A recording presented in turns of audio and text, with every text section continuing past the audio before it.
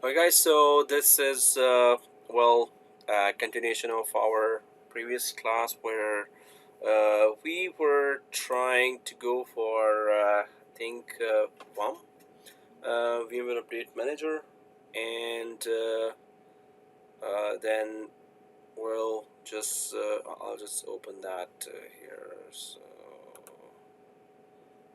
oops. Okay.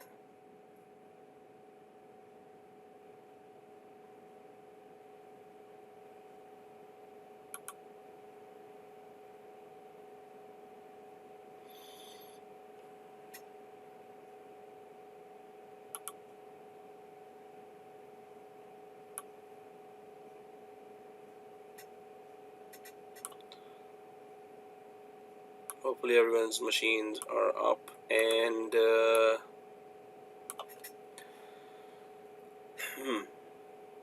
Yeah, yep. I have a question. The PowerPoint slides, I can't seem to find where they are to download them.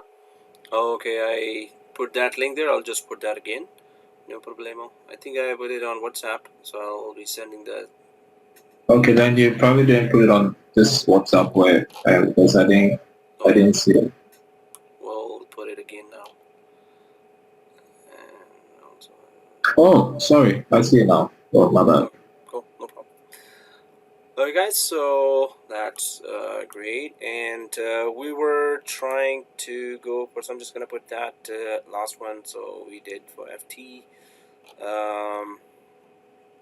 and yeah, VUM, okay. So we were trying to do a VMware Update Manager, and for that, I am not sure why I'm still on this. Did I not install that VUM that time?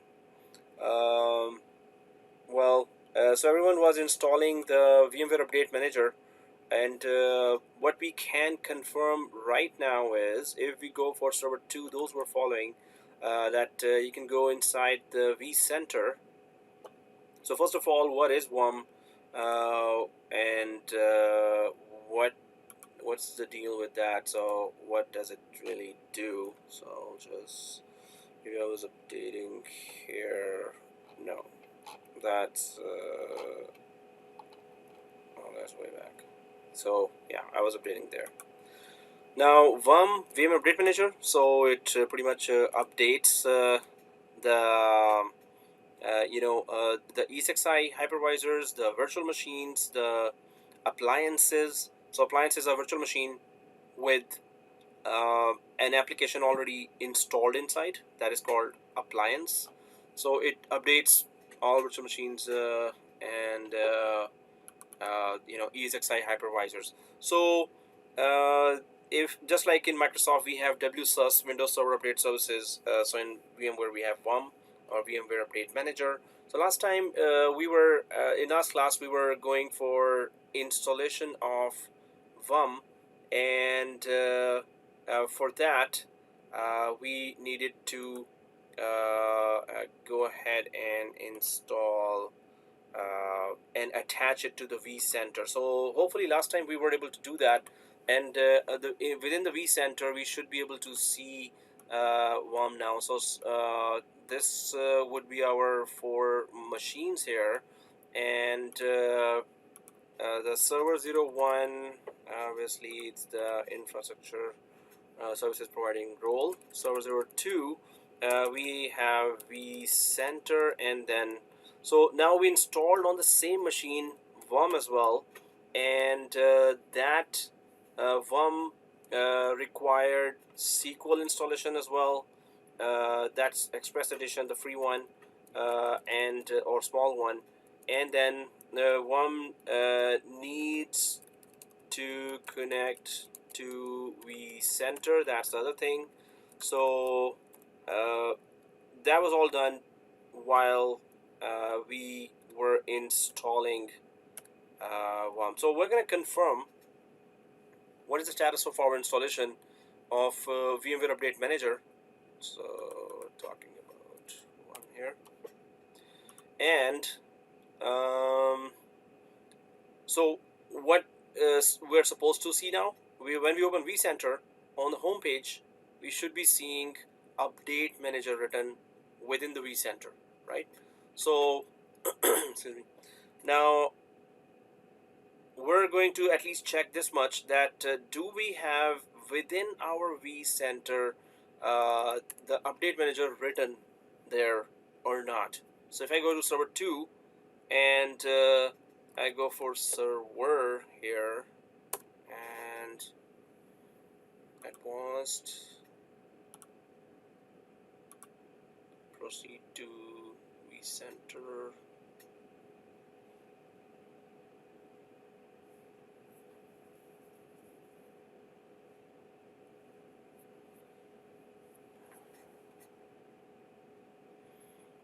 Okay, so Adobe Flash Player again comes here, so I'll just right click on that and allow the plugin reload. Should be okay because I also have interconnection here.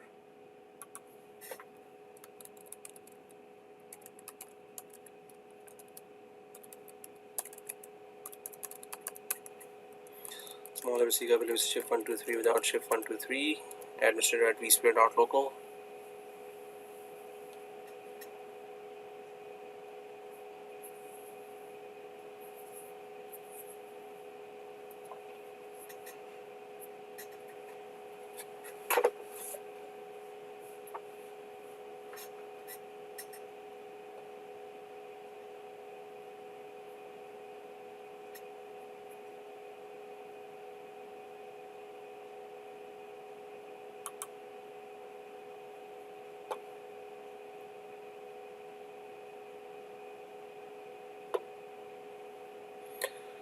Okay, so check the Vsphere web client server for log details, and I'm refreshing that.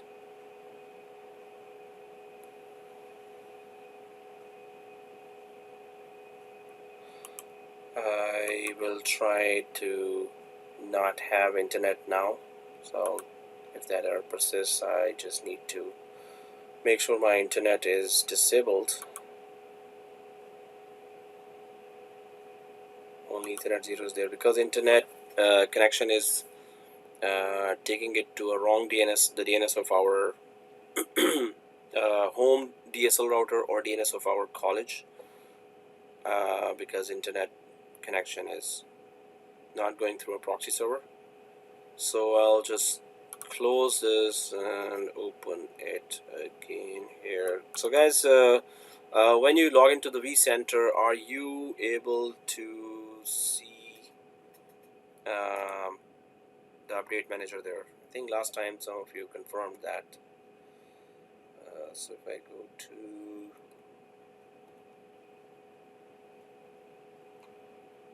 VMware, Vsphere web client,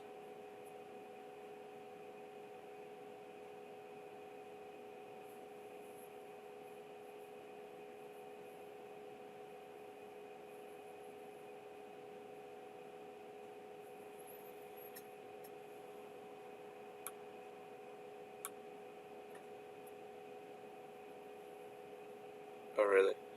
Okay, I'll check the services here. Sometimes just Vcenter is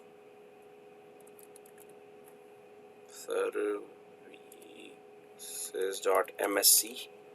If I go to run and type services.msc, it will take me to the services console, this one, and I'll check all the VMware related services. First I'll go to startup type here to make it automatic. I'm just troubleshooting for my own issue here, and so there's VMware DFS, alias, service manager, directory service. So they're automatic and they're running. The status against automatic is running. And VMware is written till here. Update manager service, configuration service, tools, lifecycle manager. Okay, so all VMware services are there. I've been really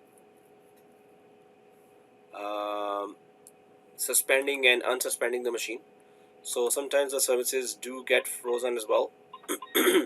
So this means that I could just restart and actually wait for then 5 minutes for the services to restart and then show. Oh, okay. So Susan can see the update manager. Cool. Sam, James, and others. Can you see the update manager in your Vcenter? And Bishop. No. Yes, I can see it. It's Okay. Bishop. Cool. And okay, Sam has VUM as well. So James, you don't have it? No, because I'm one video behind. Oh, okay. Yeah, I haven't started the photo as yet. Okay, cool. Like that's okay that you're trying to follow up and coming up to that. Excuse me. Small sequence issue. 1, 2, 3.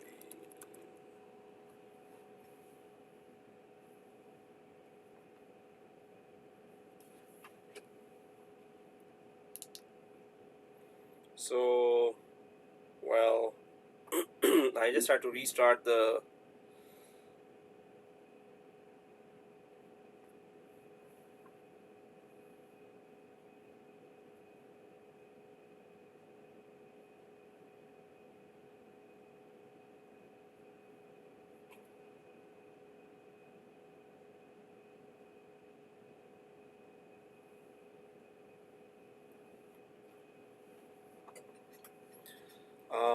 now I just started that, and the Vcenter services will start as well. Serious. This is not good. Like, so I'll try to check what's the RAM here. Well, while it is starting, I can still talk about the VUM processes there. So I'll just, in fact, we may have talked about that before while we were installing at that time. So I'm just giving it a little time, so the services in the background should start for Vcenter. And last time we had issue, it was just installing and there were hurdles there, and so I'll just try to be a bit brief about that. So once we're done with the VUM, if it is showing as update manager inside Vcenter, so then we will add or introduce VUM to the hypervisors Esxi1, Esxi2. In that case, Esxi1 and Esxi2. So what will happen is that first we're going to create a baseline for VUM. So what is a baseline?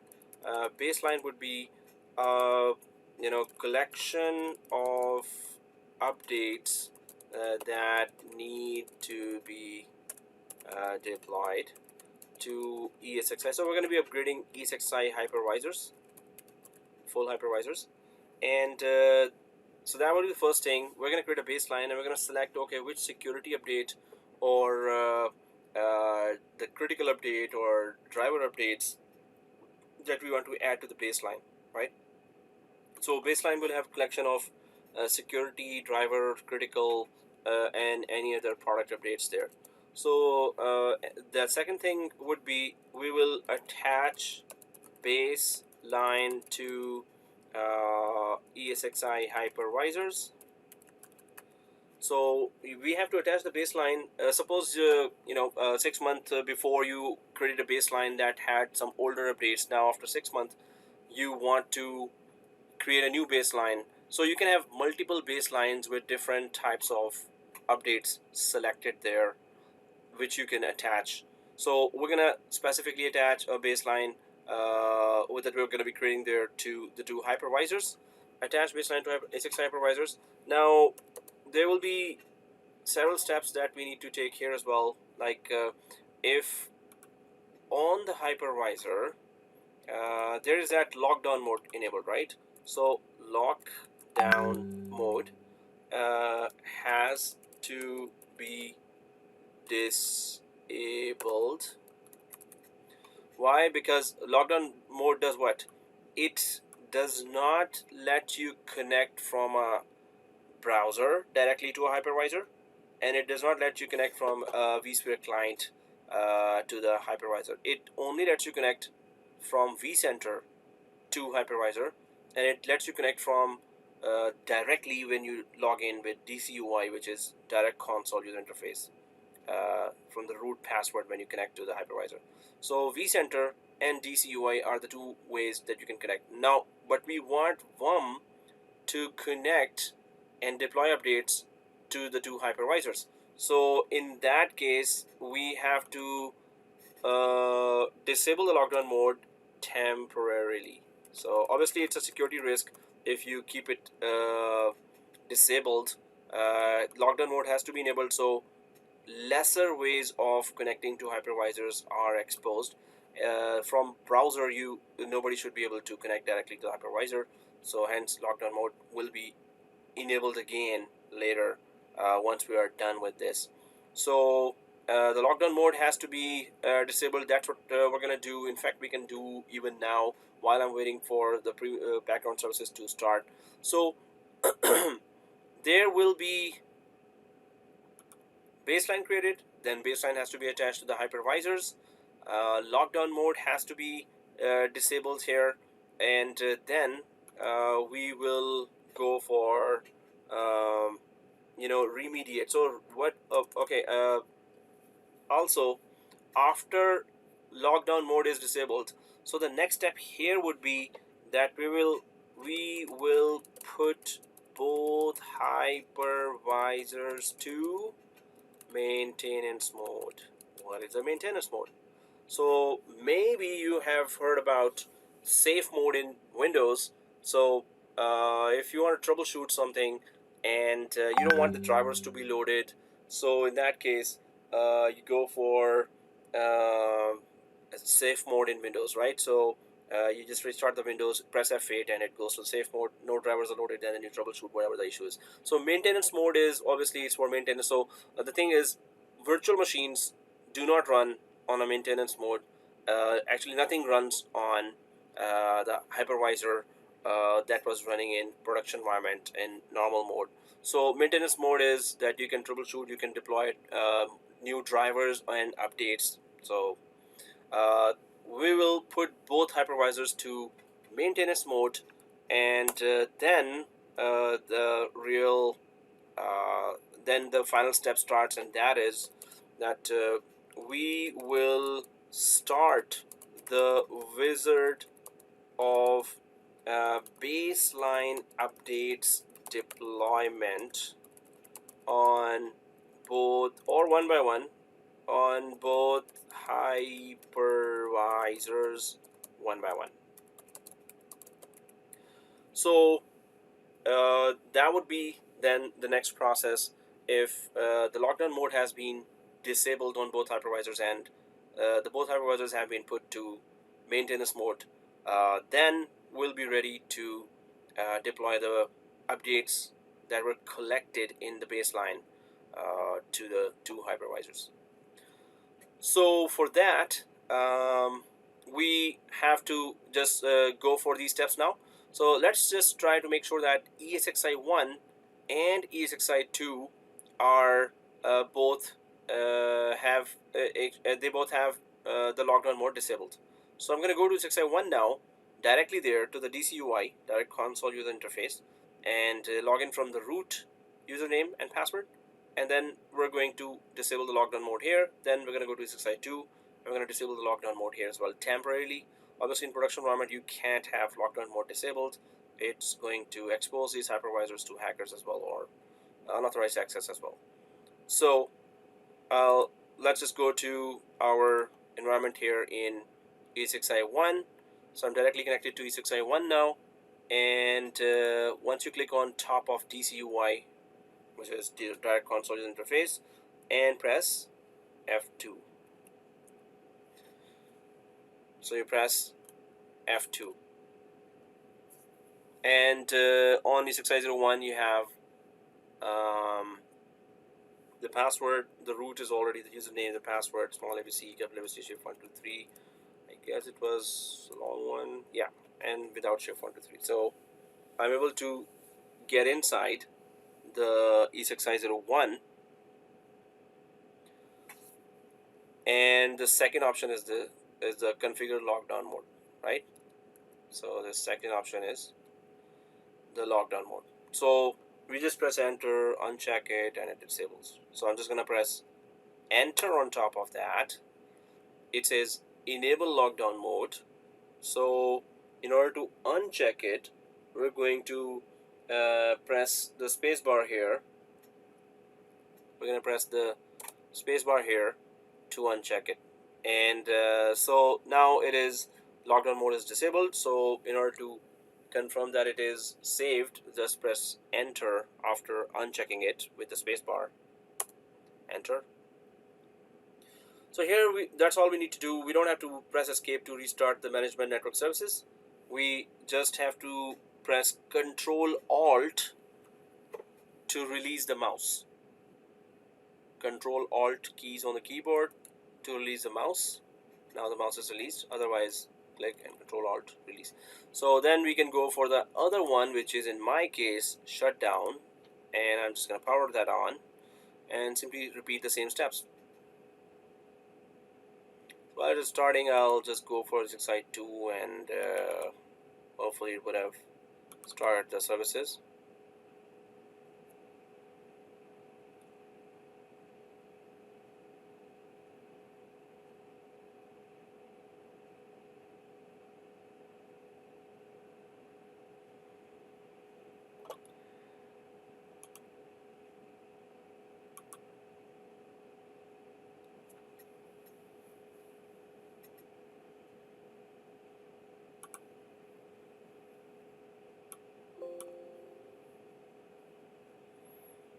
Ten GB RAM is given here, okay.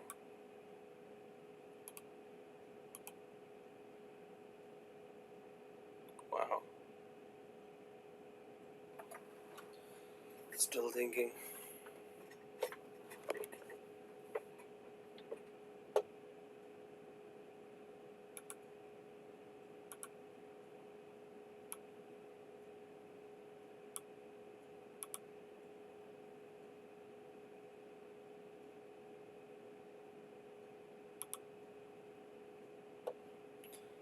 Okay, so I'll just try to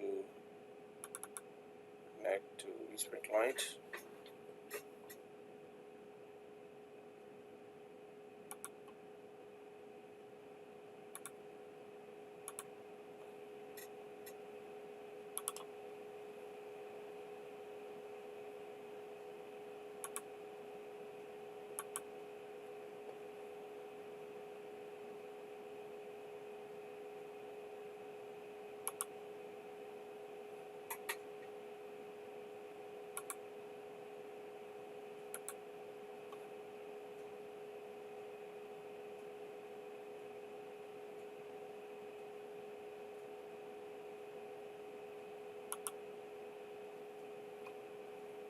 Wow, it's taking forever. Okay, while it is still trying to load, I'll just go for Esxi 2, and I'll click on top of the DCUI here and press F2 and go there, the password, small abc, shift 1 2 3 without shift 1 2 3, and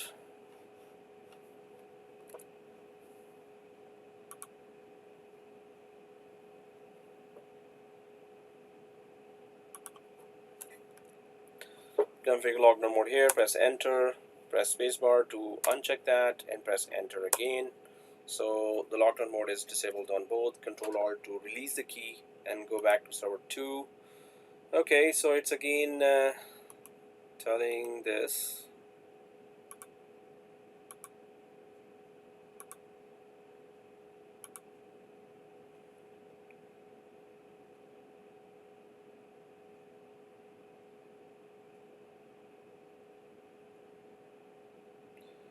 And admin add, oh sorry, administrator administrator at vsphere.local.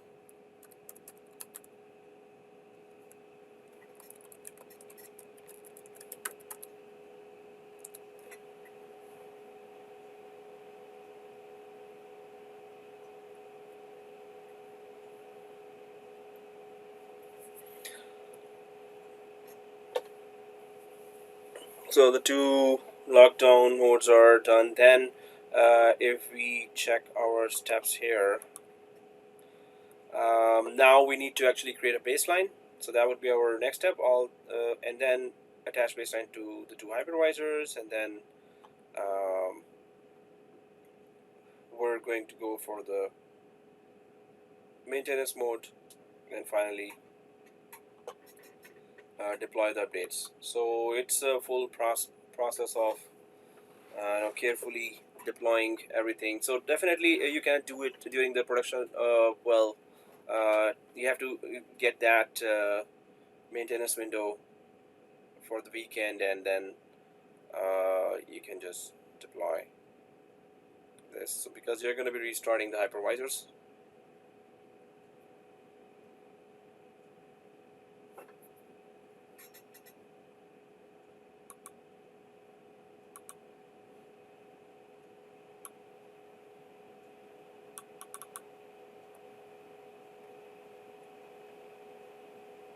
Wow, it's taking some time to start.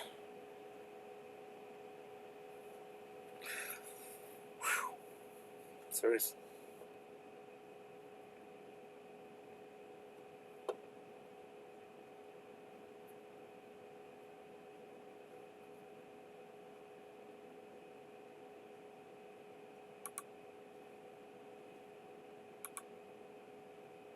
Okay, that's why memory is really okay. So finally it's in, and yeah, the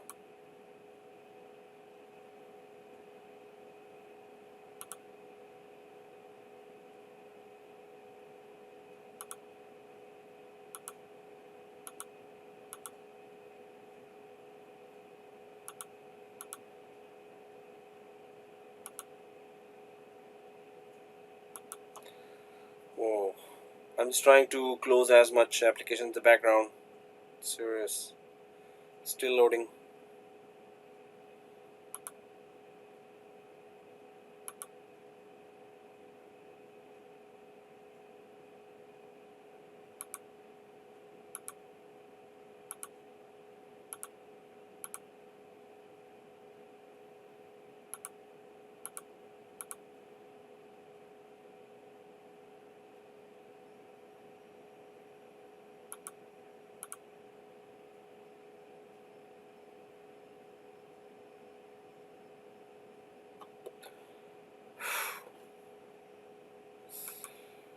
Wow. If I refresh that, I'm just afraid that it may not. Oh, okay, I'll just close this one as well. Maybe I'm just running out of too much memory here.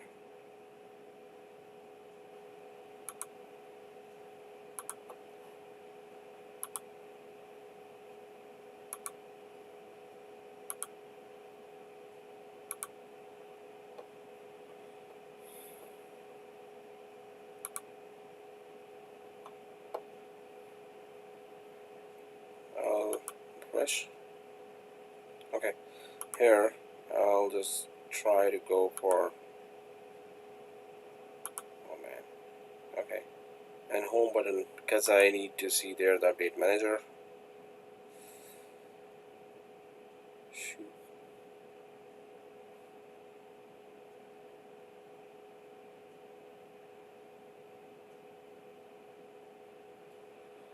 Okay, so it's finally showing here.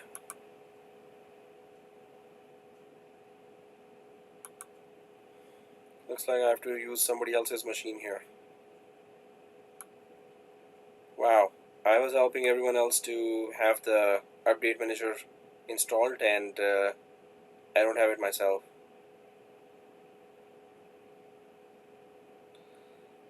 So can I connect to on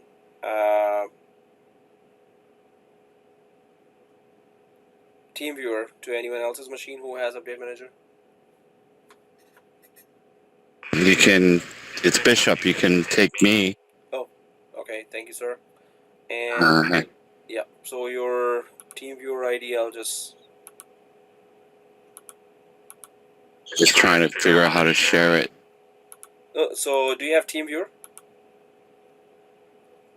I don't know. So No, I do not. oh, yeah, from here, I think there's an. Can I get control? I can't see it. It's ghosted.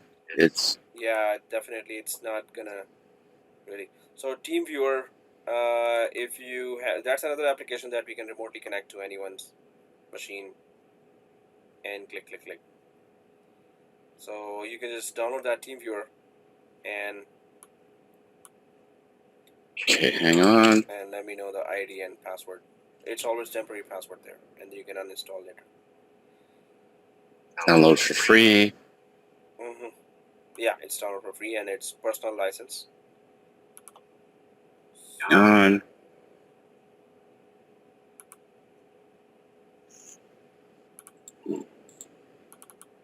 While you're downloading that, I'll just start that process on my machine as well. How come I don't have? Personal.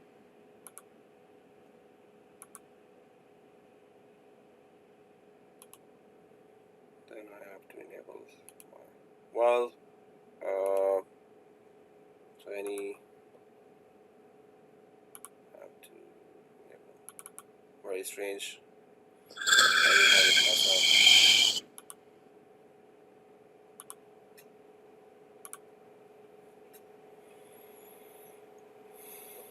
Ready to connect.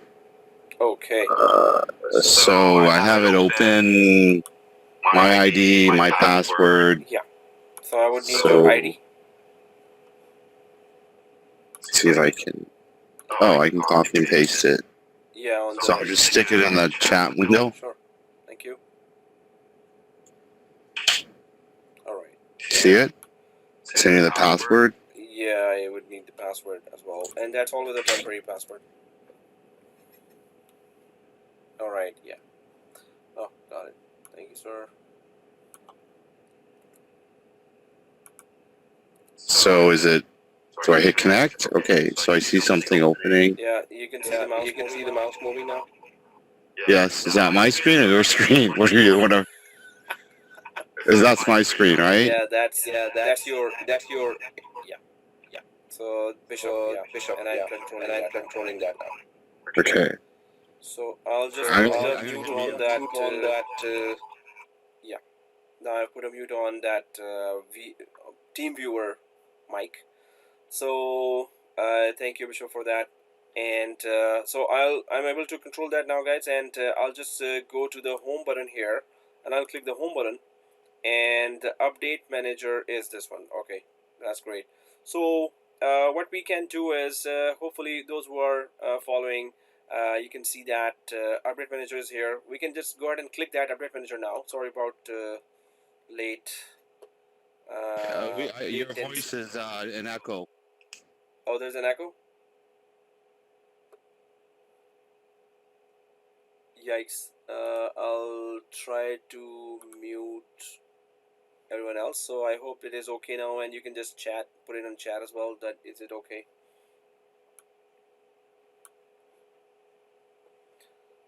Okay. So once you click the update manager here, hopefully it's okay. So once you click the update manager, so you can see that there's a server 2 written here on the left side, and that. Okay, no echo. Susan says no echo. Thank you. So server 2 here. Once you click the server 2 on the left side, then you can see on the right side manage. And there's a manage. So this is the whole VUM area that needs to be configured. right? While this is going on, I'm also just trying to put next to my, oof, what did I just did? Okay. I surely want to cancel VMware. Remediation installation. Yes. So yeah, here, sorry, I just wanted to put a run to it, and so while, but since we have already connection here, so I'm just going to go back to Bishop's machine. So guys, here, when you're in server 2 and you see on the right side manage, and you see settings, host business, host baselines, VMs and VAs. VMs are virtual machines and VAs are virtual appliances. Okay, so how to get there? See this? So then, now I'm on the home button here, and on the home button there's the update manager here. So we're gonna click that update manager in the home button, and once you click that update manager here, so now we're inside the update manager. So in that case, on the left side we can see the server 2 where the update manager is installed. So we're gonna select server 2, and once we select the server 2 here, so on the right side we can see manage button. On the right there's getting started, monitor, and manage. So, oh, it's not reacting, so you clicked it and maybe it's just slow. Okay, let me just go back here, or home button. So Sam, your update manager is okay. Were you able to connect? And so right now Bishop, Sam, and Susan, 3 update managers I think are working right now. And if I click the, so this is the update manager, and I click on top of that, and yeah, it should just go inside. So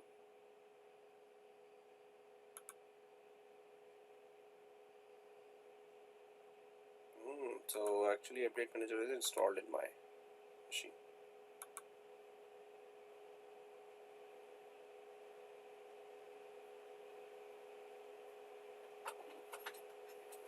It's just not showing there. Serious. So Susan, is it opened, the update manager?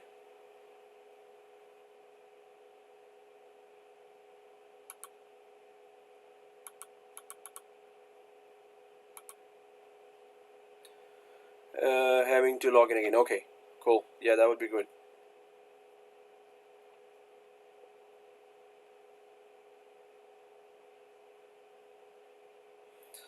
So guys, I did install the update manager, and it's actually removing when I try to install in my machine. So this means that update manager is installed, but it's not just showing in the Vcenter, which is really strange.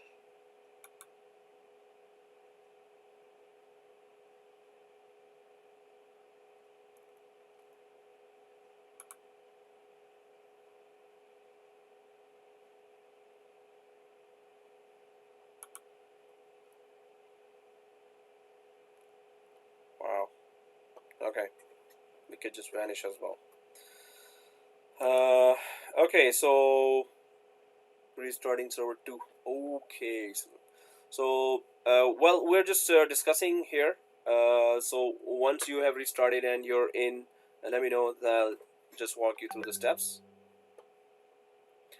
Okay, so here server 2, and there's that settings, there's host baselines, and VMs and VAs baselines, and then there's patch repository, Esxi Images, and then VA or virtual appliance upgrades. So so first, if we go to the settings here, so the settings are showing network connectivity, and there's that SOAP connection, which is just the client communication with the update manager, and the client normally is installed in the hypervisor itself. So that's the port for that, which is okay. Server port range from 80 and 9900, 9001.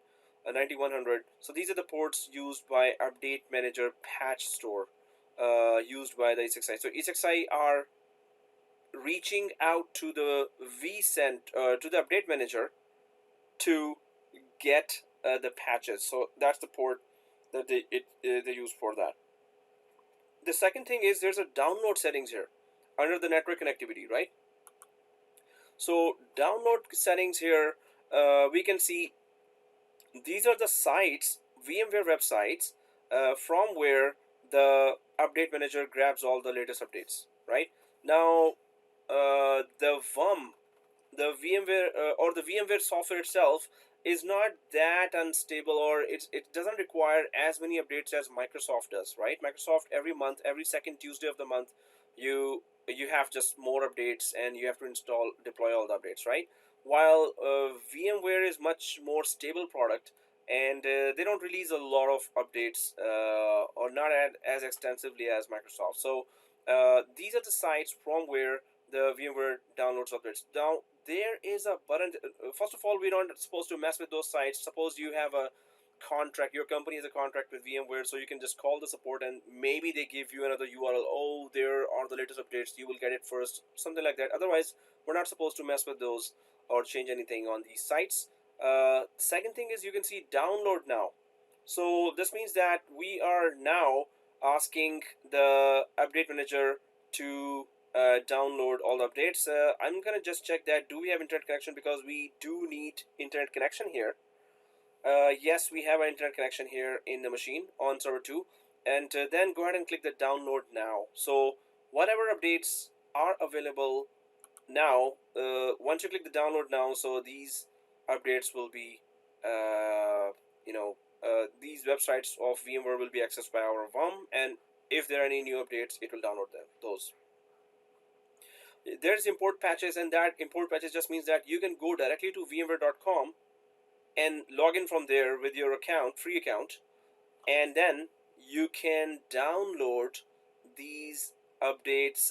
Will download a separate patch file, and then copy it inside this server, and then import patches button will through that you can import the patch. So you can manually download one particular update as well from vmware.com website if you know which update you're looking for. So yeah, this is just, and we're not using any proxy server here. It says here, are you using proxy server? So we all know what's a proxy server, right? So it would be that your internet connection is coming to your company, and it's not like the companies don't actually provide open internet to all their clients. So the internet connection connects to a proxy device or a proxy server here, and that proxy server has one network card connected to the LAN and second network card connected to the internet. So internet is connected to this network card. Then there's a proxy software here through which the internet goes. So that proxy application, proxy application has its use for controlling the internet and to cache the frequently used websites. So this goes to the LAN, and then you can just see that who is using what website in the company, and what ports are being used. You can block any list of websites there, or any messenger applications there. You can block everything through proxy application there. So the internet goes through the proxy app, so you have to define, if that's the case, then you have to define here, yes, I have a proxy application and that's the address, and you have to define the address here of the proxy application and what kind of authentication it requires. So you have to define that here as well. But we don't have any proxy applications there, so we don't have to put anything. We just get internet connection directly from DSL, which means it's a fully open internet connection, which companies cannot afford to give to their employees. So I'll just put that screenshot here if it loads today. Seriously, everything is slow today.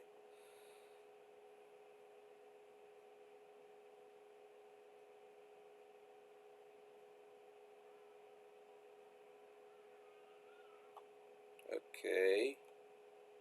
So I'll just put that screenshot here in VUM.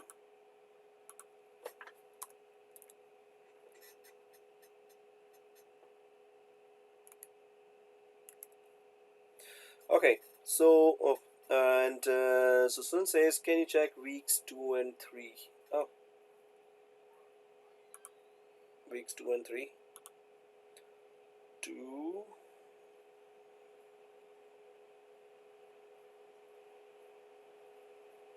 Fill this form. We will configure it certain. And 3. Yep. In those earlier weeks, it seems to me that images were corrupted. Oh, okay.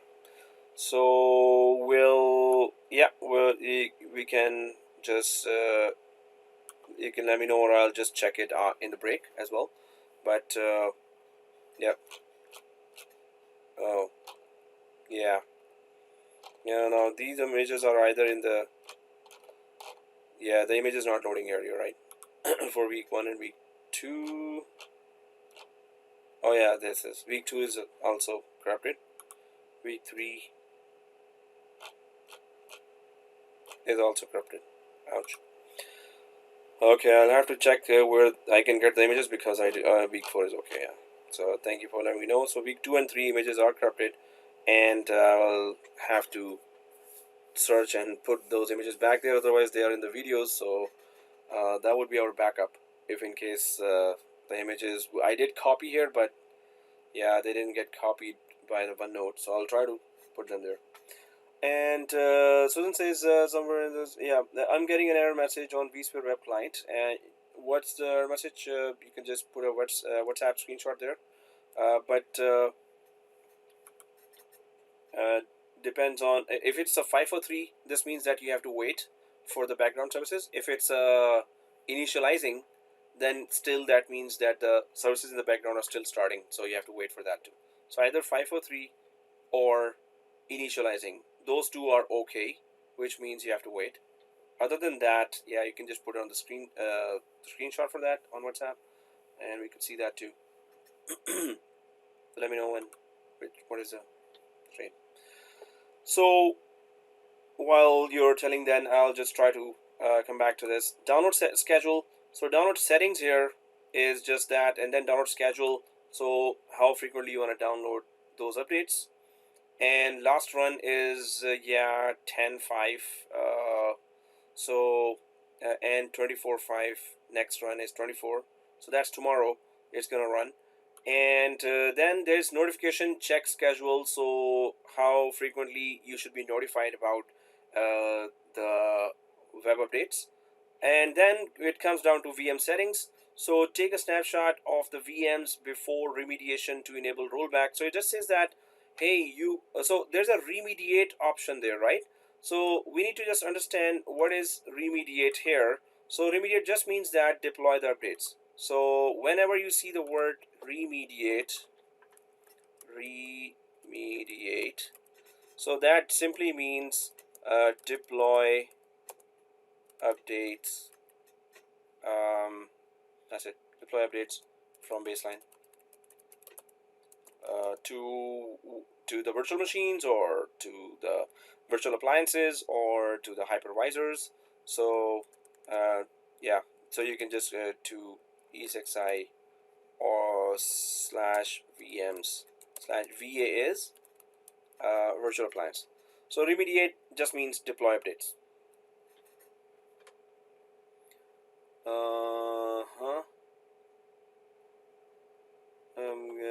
Dropped in WhatsApp. Oh, it's not there.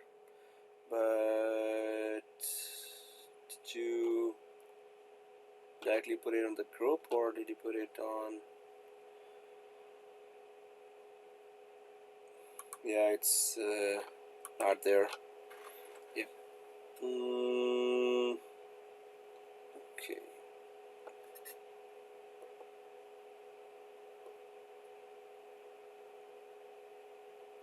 Yeah, you can just put again, Susan. The WhatsApp, the screenshot is not there. You can also close and open the browser and try that, because I also had that issue I had to restart and then log in again. So it depends on what the error is. So yeah, live environment, it's VMware is heavy. It is it just goes for, oh, I think there's a screenshot. So yeah, so VM settings, as soon as there's a screenshot there, I'll just try to check, but it's not, why is it not showing on my, what's that? Oh yeah, no.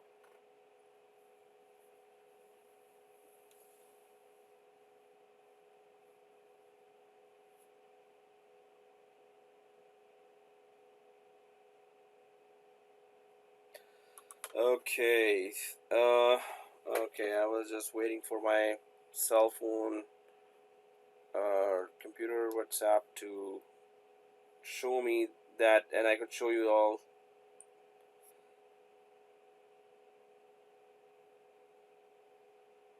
Okay, got it. So guys, I'll just put that screenshot there so you could also see, and if you also get that error, so you could yeah, it's the same. Okay, thank you.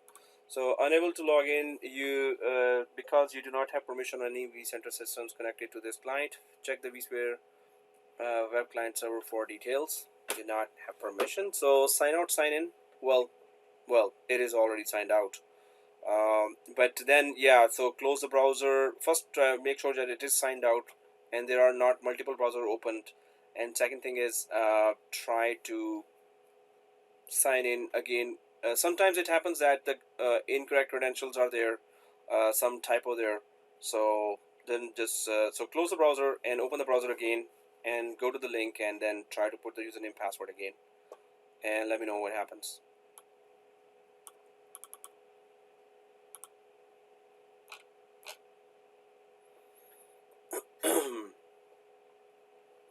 So while this is going on, so VM settings, it is just that before remediating VMs, take a snapshot. This is what this option says.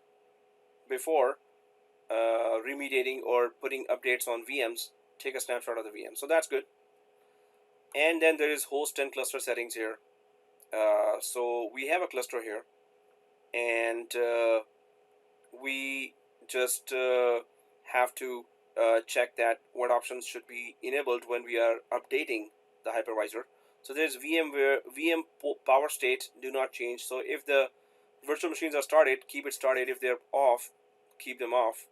And disable removable media devices. So it's just saying that if you have ISO attached to the virtual machines, then simply remove that ISO from the virtual machines. That's what it's saying. PXE booted host settings. So that is allow installation of additional software on PXE booted host settings. So Susan, was it okay? Hopefully it's resolved. Same message. Okay. Yeah. So Susan, that would be a good idea to have a TeamViewer ID, so I could just show it to the students here as well, and then remotely connect to that.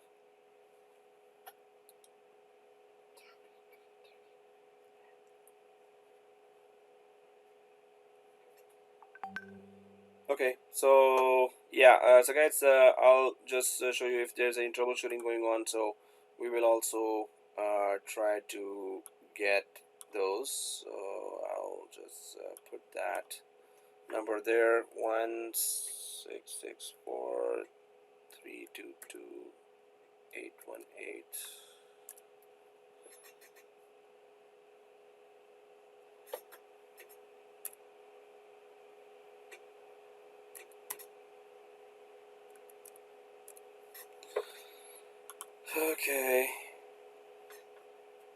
Okay, so this error, yeah, I was also kind of getting that. So guys, this is troubleshooting going on here. So well, it's just beneficial for everyone as well if we see that. So if I go to run, I go to services.msc, That's just to check the services console here if all the services which are automatic for VMware are running or not. So I'm just going to click that startup here. Just it lines up all the automatic services first, right? And against the automatic, all services should be running state, right?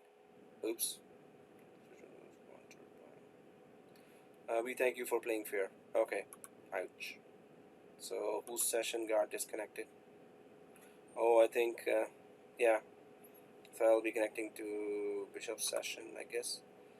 Okay, guys. So I'm just going down to against the automatic. Everything is running, and that is VMware service certificate service. So whatever is VMware written here until here, actually here.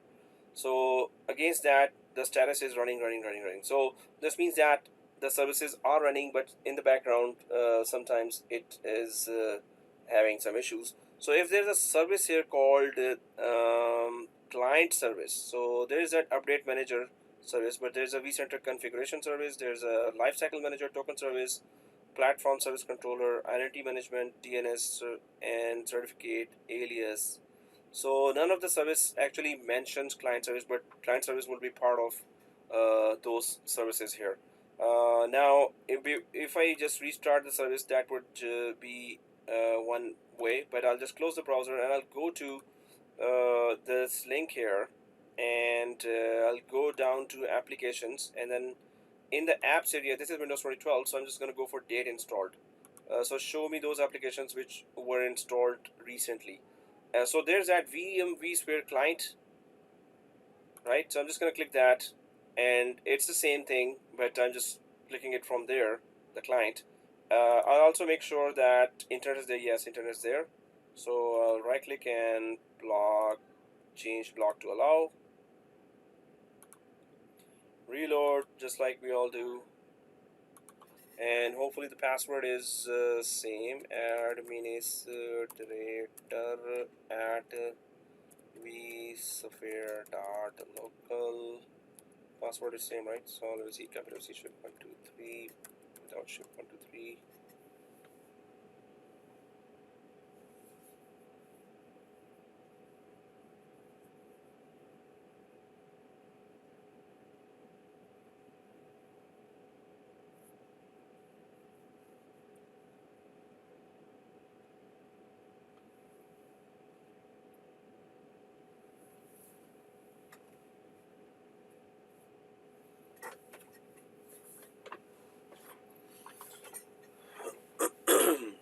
So hopefully it is working.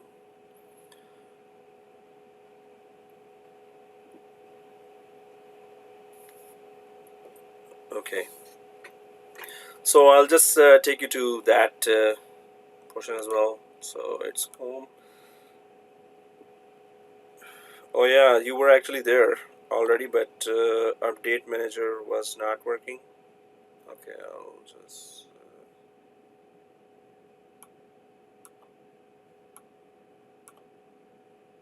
update manager is this. Okay, it's there. So yeah, after restart it's working. Server 2, then we are here, and then we were talking about manage, and oops, what, update manager is here as well.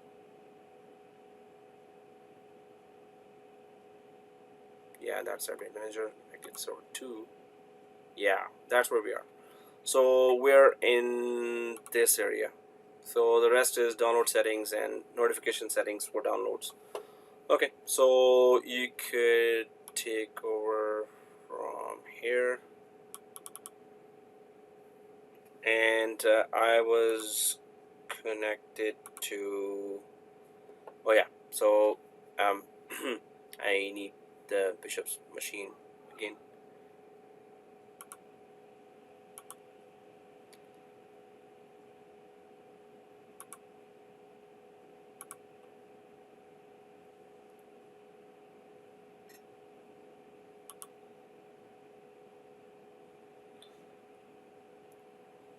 Yeah, I was just checking that maybe update manager is here, but very strange that it's not there in my. So sorry, Bishop. I have to get your ID again. Oh yeah, I have it. Sorry, you actually gave me.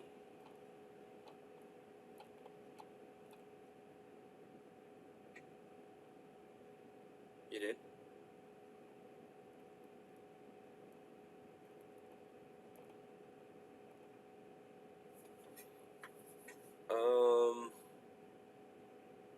Bishop.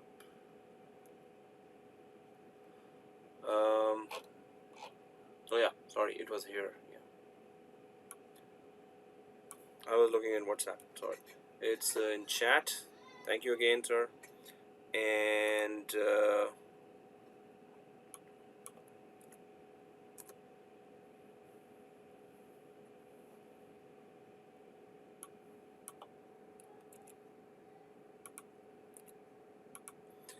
okay, so I'm connected to. Oops, I'll just mute that. There's echo.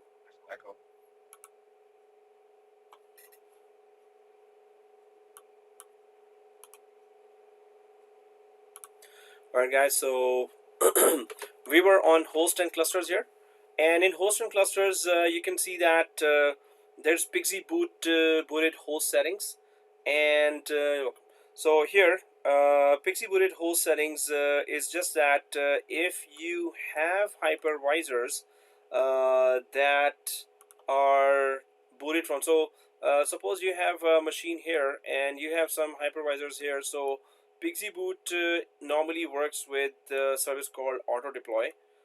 So that auto deploy with the help of host profiles, you can actually deploy ESXi hypervisors from over the network to empty machines that are connected to the network but are empty, and you can deploy ESXi images there. So ESXi deploy or auto deploy also works with VUM to deploy images, or it at least grabs the images from there, and then there's a Pixie boot here, and Pixie boot just means that it's a network boot, and if you have a NIC there, so and there's no operating system installed there, so your ESXi, so this machine will start and there's nothing, it's empty, so it will boot from the network, it will get an IP, and when it gets an IP, so it's all over the network. This means that you auto deploy can then deploy ESXi over that. So if they are Pixie booted, then you allow installation of additional software on Pixie booted hosts. So that would be that if you are installing some other software on this hypervisor, some other third-party appliances there, so would you allow that? So there's a no by default here, right? So Pixie boot, if you have that environment, normally administrators have direct boot software there, but suppose you have thousands of hypervisors, it's a very big environment, so then you have to deploy it through Pixie boot as well. So I'll just put this screenshot here. And if we go down further, so there's that cluster settings here, and that is disable distributed power management. So DPM, we already know what that is. It just saves your hydro bill, right? So or electricity bill. So distributed power management or DPM is yes. It is disabled. Yes, we want to disable. Definitely, we would want to disable that. Excuse me. So when you are deploying updates, so at that time any advanced features should be powered on or not. So that's what we're talking about, right? So you want to disable high availability when you are deploying updates. So it is saying no. This means that high availability should be on. You want to disable FT, it says no by default. So this means fault tolerance will be on as well. And parallel remediation, do you want the, suppose you have 200 hosts there, do you want to remediate or deploy updates to those hosts, all 200 hosts at the same time? Well, kinda okay, but it's better to create smaller groups of hosts there instead of all at the same time when you're updating. And well, if you have a lot of time there or the full weekend you have, and you're deploying updates, so it's always not all hosts are updated right away. There could be some errors, there could be bandwidth issues. So that's why smaller groups are updated, then the next group is updated, then next group is updated. So it is also a no. And then migrate powered off and suspended VMs to other hosts in the cluster if a host must enter maintenance mode. So obviously we must enter maintenance mode, otherwise you cannot even deploy updates. So in that case,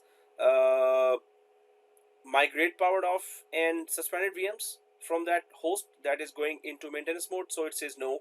Yes, if the virtual machines are already suspended and shut down on that host which you are about to update, so why would you want those machines to be moved away or migrated away?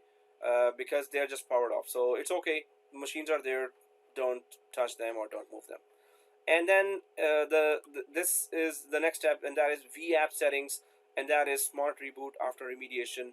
So VApp, we already know that it's group of VMs inside VM. Suppose you have 10 VMs inside a VApp, so you can restart them together, shut them down together, or start them together. So it's just saying that, okay, after we're done with the updates, we're just gonna smart reboot. Okay, which is good, which is enabled as well. Okay, so that's the settings area, right? And then there's host baselines here. That's the next one. And there we need to create our host baseline, right?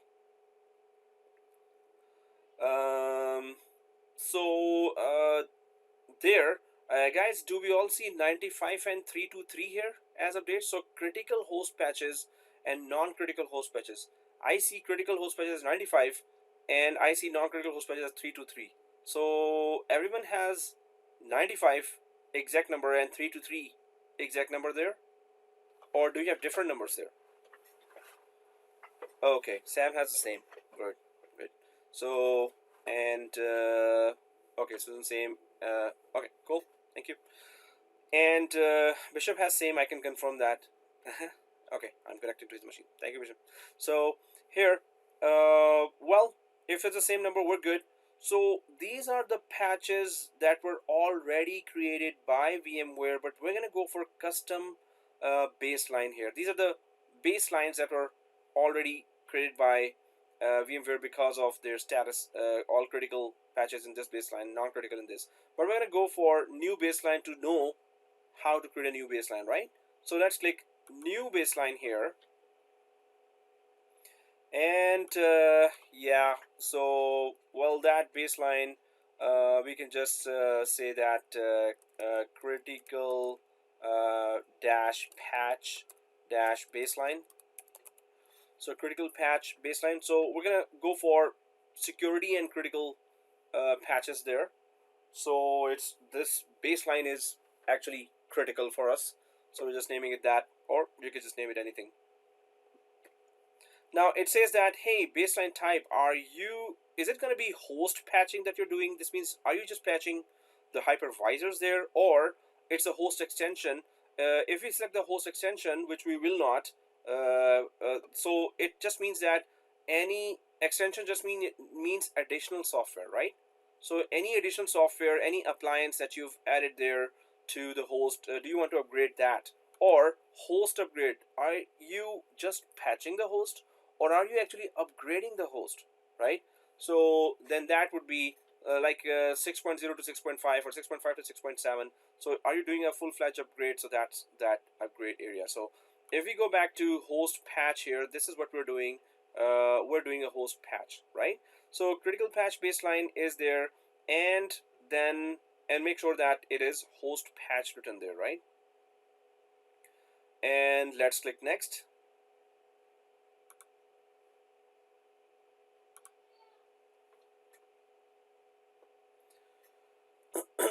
So there's that fixed patches baseline, and there's a dynamic baseline. So what that basically means is that if you have patches deployed, so fixed would be that suppose you deployed a patch today, and after 6 months there is another patch available. So fixed baselines remain the same even if new patches are added to the repository.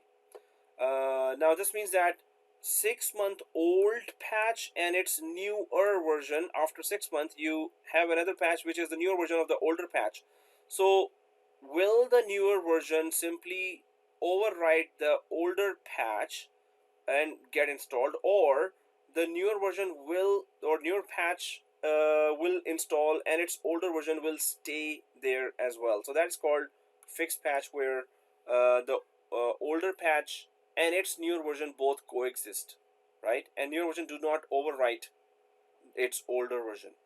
But in dynamic, that's what exactly happens, that if you have deployed a patch there and that's a older patch here, so the new patch will its newer version will actually overwrite the older patch, right? So it will overwrite the older patch. So that's where what happens in dynamic updates.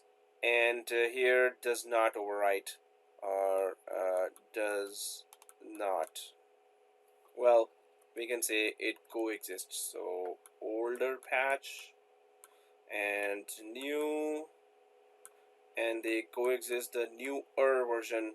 So sometimes it happens that the older patch is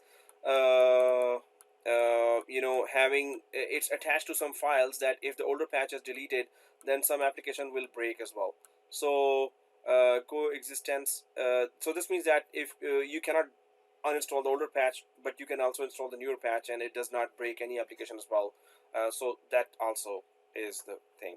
So that's what the difference is between fixed and dynamic. And I'll put that picture here.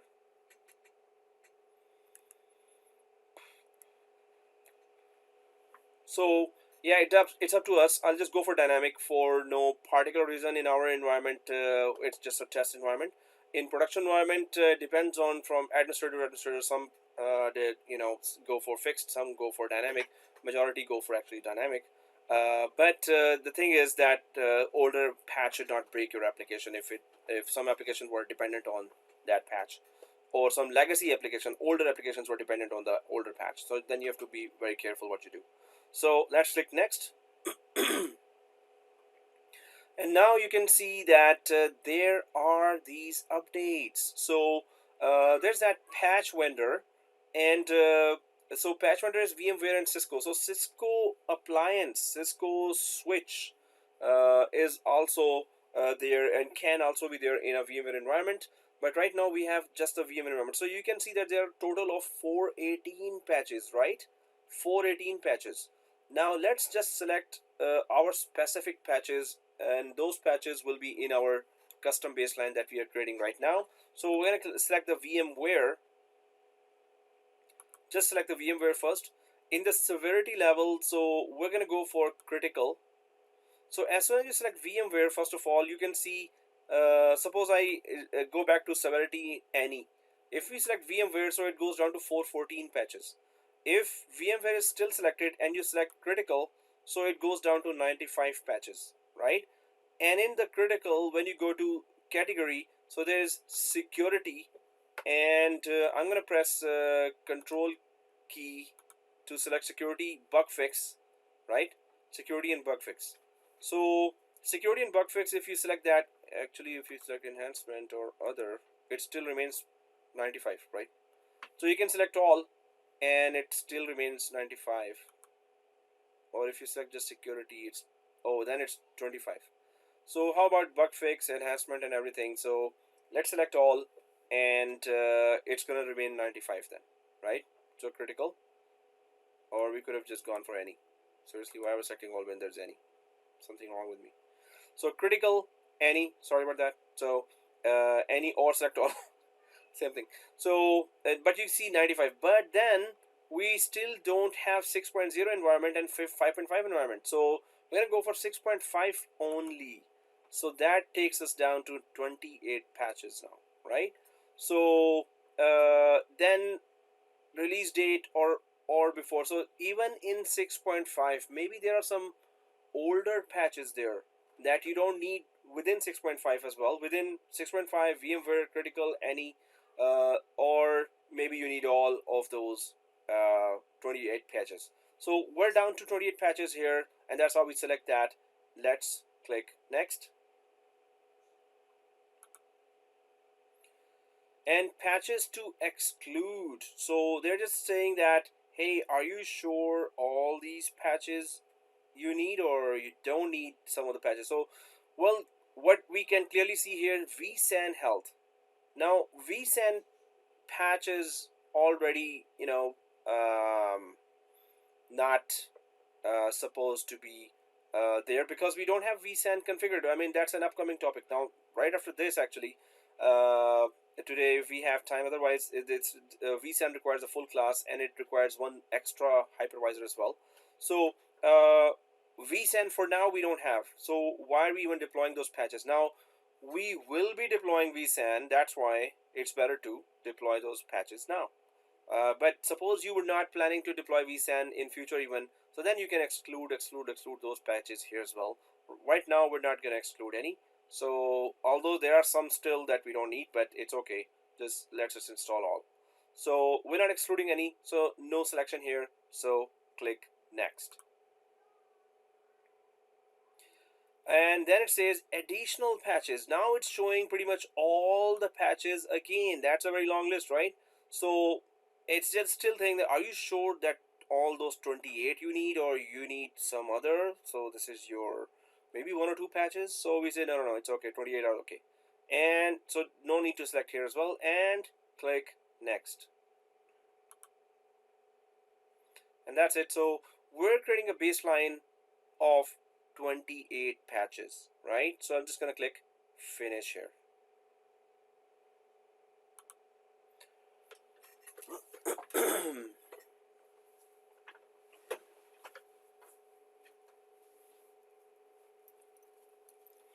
So once the critical patch has been created, now you can see that there's that critical patch actually showing there with 28 patches. So there is another one, and that is called, well, this is one new baseline. So we create just our new baseline here, and we're going to actually we're about to deploy that to our two hypervisors.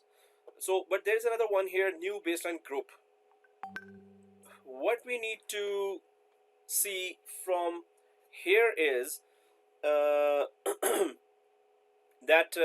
what we need to understand is, suppose you have here from time to time you've been creating baselines there. So maybe you have here 10 or 15 or 20 baselines.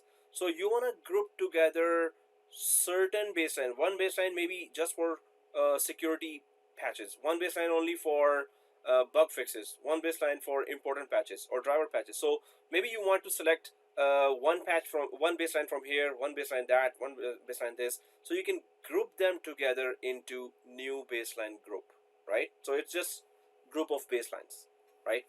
So but we don't have to create a group. We just want to make sure that one baseline or all the patches in this baseline we're successfully able to install in the two hypervisors.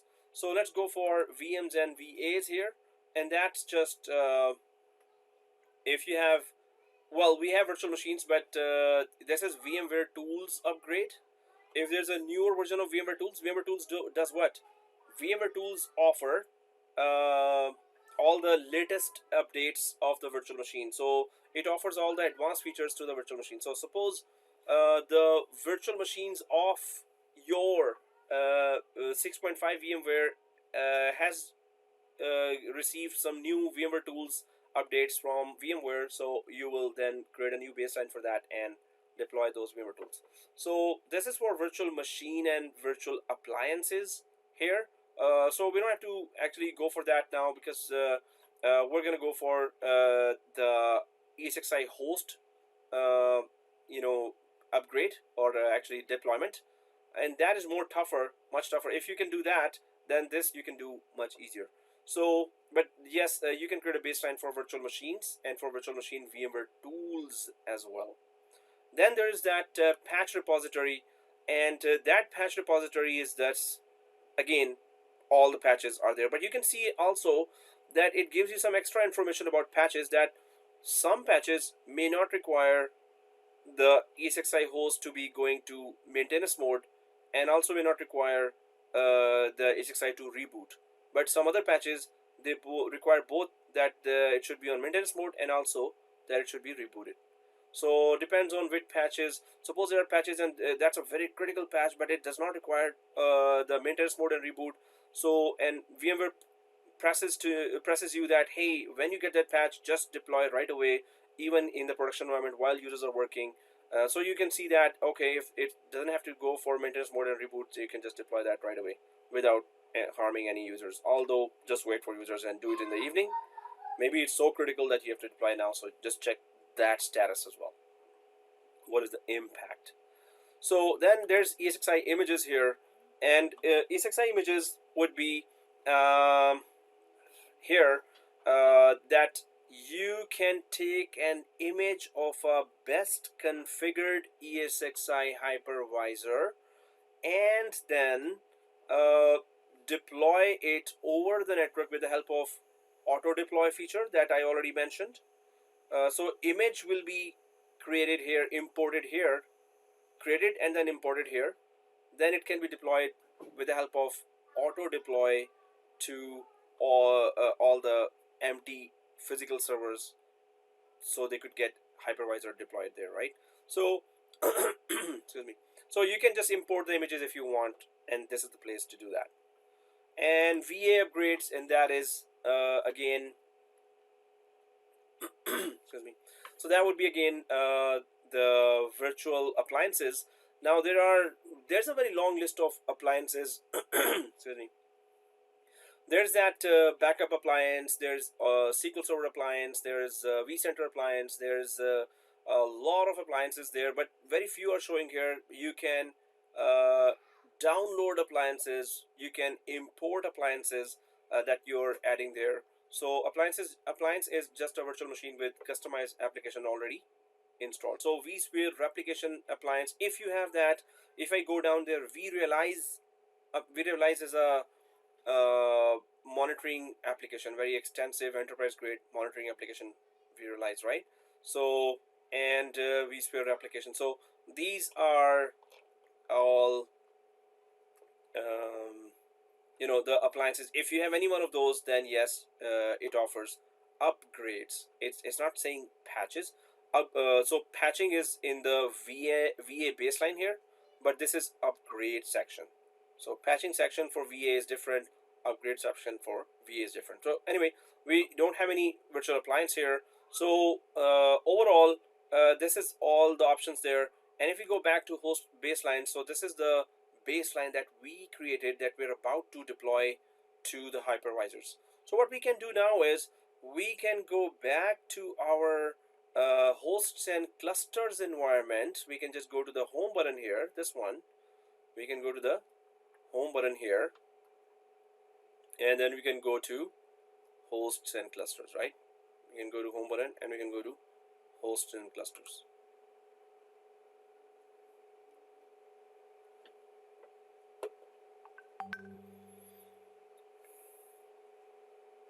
So there, Tor cluster, and now what we need to see is that we need to attach the baseline to the two hypervisors, right? So how do we do that? If the Tor cluster is there, then, so if you've clicked on the Tor cluster, you can see on the last one, update manager there, right? If I click the Tor DC, data center, so it also shows the update manager at the end, but we're going to just stick to Tor cluster here, or from anywhere you can just do that. So Tor cluster, select, and then update manager. Once you click the update manager here, so this would just show you the overall baseline attach baseline option here, and overall what baselines have been deployed across the cluster. Suppose you have 64 hypervisors here, so it will show you overall compliance status. What is a compliance status? Compliance status is that when you attach a baseline to a hypervisor, we're actually going to do that on the hypervisor level. So when we attach a baseline to a hypervisor, so now is this hypervisor compliant to this baseline? So all the patches of this baseline are installed in the hypervisor, this means it is compliant. If the patches are not there from the baseline to the hypervisor, then the hypervisor is not compliant. So it checks against the baseline what patches are deployed in hypervisor and what not. So let's go select Esxi1, and that's where we're going to actually do the attaching of the baseline. So let's click the Esxi01 and select Update Manager. So Esxi01 and select Update Manager. So Esxi01 and Update Manager is here, and then let's click Attach Baseline. So let's click Attach Baseline here. Once you click Attach Baseline, so now you can see for Esxi that there's your baseline that you created, right? So that is Critical Patch Baseline. So I'm just going to select Critical Patch Baseline. That's what we created, right? So it is going to be attached now to Esxi01 hypervisor, and press OK. So now this baseline is attached to Esxi01. We're going to do the same thing for Esxi2. So we're going to click the Esxi2 here, and we're going to simply attach the baseline that we created to Esxi2. So let's click the Attach Baseline here as well, and go to Critical Patch Baseline and press OK. So now the two baselines, well, the two hypervisors have the baselines attached to them. If we go back to Esxi1 here, so it says unknown, compliance status is unknown. So now we're going to go for scan for updates, which just does what? It checks if the patches in the hypervisor are the same as defined in the baseline, which they're not because we haven't deployed it yet. So it should be not compliant for now when the updates end. So let's click the scan for updates. It says patches and extensions, upgrades. We're saying yeah, check everything, and we'll press OK. Well, so recent tasks is actually not saying anything. I'll refresh up there.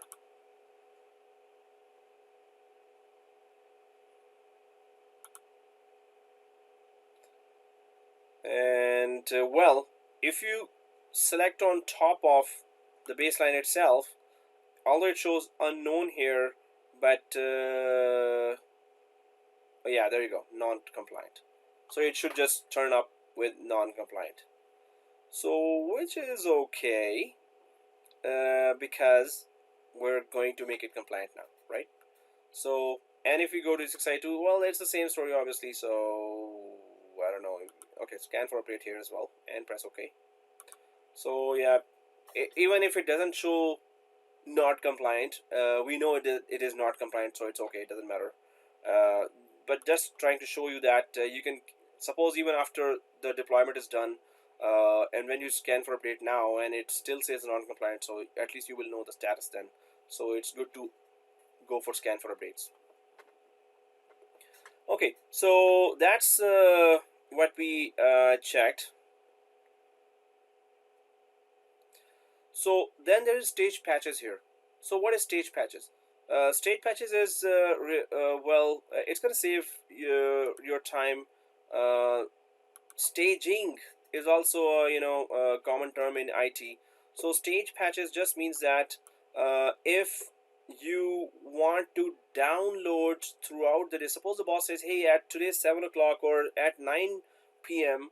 When everyone's gone, please update all the patches. So you know that everyone goes at 5 p.m. but the boss says 9 p.m. So what really happens is when you deploy the patch, first the patch is downloaded, then it is deployed, so it takes time.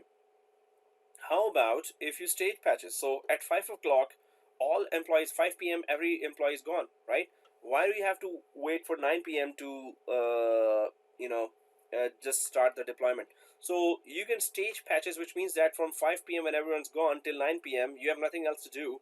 So you can just download those patches here, And when at 7 o'clock you or 9 p.m. when you actually deploy, so they will simply deploy, they will not download plus deploy, right? So stage patches just means that you pre-stage that, you download, you do half of the task already, and then you're waiting for 9 p.m. to actually deploy them to the hypervisors, right? So stage patches is just downloading it, do the half task first. And then comes that remediate here. That's where we're going to have action. So now we don't have to actually click remediate, because first we have to put the two hypervisors in maintenance mode, right? So then we're going to remediate. Remediate just means it's going to start a wizard and it's going to ask that, hey, you want to deploy, but what kind of configuration do you have? You have HA. Oh, you have proactive HA. You have FT. So don't you want to shut them all down, or do you want to make any changes to that, those advanced configurations, and then you want to update? So it's going to ask all that when we click the remediate button. But right now we have to go for maintenance mode. So right click on Esxi1, and if the machines were powered on, they won't be working. You won't be able to if there were end users connecting, that's a very bad idea to do maintenance mode now, because they will be disconnected and the machines will be shut down. So we're right clicking here, and then there's a maintenance mode here, and there's a enter maintenance mode here. So let's click for Esxi01 enter maintenance mode. And it says here, move powered off and suspended machines to other hosts. Well, we don't have to. There's no particular reason for that. So yeah, don't move. They're already powered off or suspended, so they're okay anyway. They're not working anyway. So uncheck that still and press OK. And the following hosts are in a DRS cluster. Esxi1, one or more virtual machines might need to be migrated to another host in the cluster or powered off before the requested operation. So one of the machines is actually powered on. If your machine is powered on, it's not going ahead. It's saying that either you just migrate it away from here, or you can shut it down. So I'm just gonna, this is powered on, and I'm just gonna right click and go to power and power off. You can migrate as well. Suppose that machine has to stay up 24/7, 365. So in that case, you can actually migrate it away to another hypervisor. But here we don't need it, so we're just powering it off. Make sure all the machines are powered off. This one is powered off, right? Yeah. Okay, I'll refresh that because it's still showing green play button. Now it is powered off. Okay, we're good. So I'm just gonna go for, in fact, it has already gone for maintenance mode, because there's a icon has changed here, right? So the maintenance mode icon is a little different. It's like a road sign, maintenance sign there. So if I click the Esxi1, it is just showing that maintenance mode here. So yeah, if I right click here, because it has gone to maintenance mode, so it should just show me exit maintenance mode. Yeah, we don't want to exit, so it is in maintenance mode. That's good. So I'm just gonna go for Esxi2 and click them. Now none of the machines are on, they're all off, and they have to be, and enter maintenance mode. That's why you can't simultaneously go for all hypervisors. In case you wanted to have some machines started, then you can't go for maintenance mode for all and do the VUM update. So I'm gonna press OK, unchecking move powered off here as well, and it's gonna go for maintenance mode here. Wow, task manager is saying nothing. What's wrong with the task manager? Okay, well, fresh. So both should be on maintenance mode now. Yep, both are on maintenance mode. So I'm going to go to Esxi1 first, only Esxi1 first, and then I'll just go for the remediate. So remediate is the button that will help us deploy all the updates. So there's that remediate, and let's click remediate here, and that's gonna ask several questions there. So I'm just so obviously we have attached only this baseline, so it's only seeing this baseline here, which is okay. Next. And yeah, there is that E6I01 which is selected, which is okay as well. And next. But we have to be careful here. So it's again saying that patches and extensions, select the specific patches and extensions that you want to apply. So it's again asking that, hey, are you sure you could just, select only those, keep selected only those which you want to deploy, and unselect those which you don't.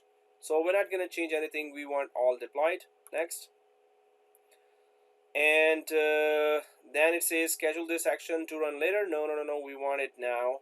Ignore warnings about unsupported hardware devices and no longer supported VMFS data stores, and continue with the remediation. Yeah, so there could be some errors there that could stop your remediation, and those errors were like kind of harmless. I mean, they're just wasting time and there's no actual issue there. So yeah, so for that you can also ignore those warnings about unsupported hardware. We don't have any unsupported hardware.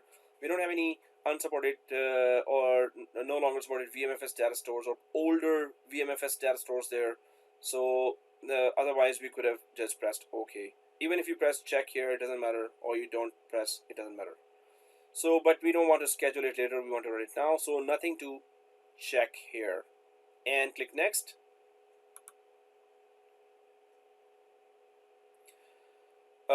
So now here it is saying, first of all, VM power state, so virtual machine power state, yes, don't change that, it is okay. It also says disable any removable media devices connected to the virtual machines on the host. Well, yeah, we know that one of the machines have ISO attached to it, so let's just for being on the safe side that nothing disrupts our patching process. So we're going to click disable any removable media devices.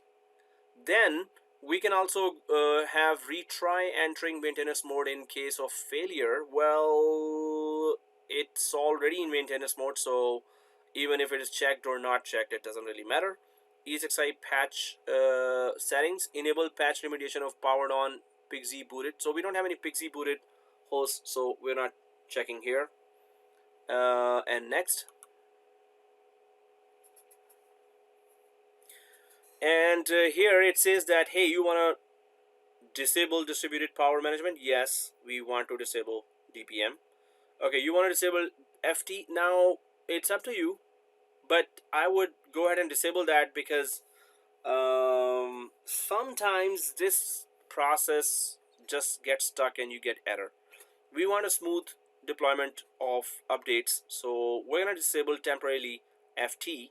We're going to disable also temporarily high availability, and we're not going for parallel remediation. We're just going one by one remediation, and we're not migrating powered off machine. So disable DPM is okay, disable FT temporarily is okay, disable HA temporarily is okay, admission control. Then next, well, that's it. Generate a report of the current configuration and changes during remediation. So yeah, there's a pre-check remediation report. It's gonna put that report if you want that. So, and if we go down here, we're kind of good. So let's click finito. Oh man, for me it's not showing the recent task. So okay, I'll close that. And I'll go to administrator, layout settings, and recent tasks again. Okay.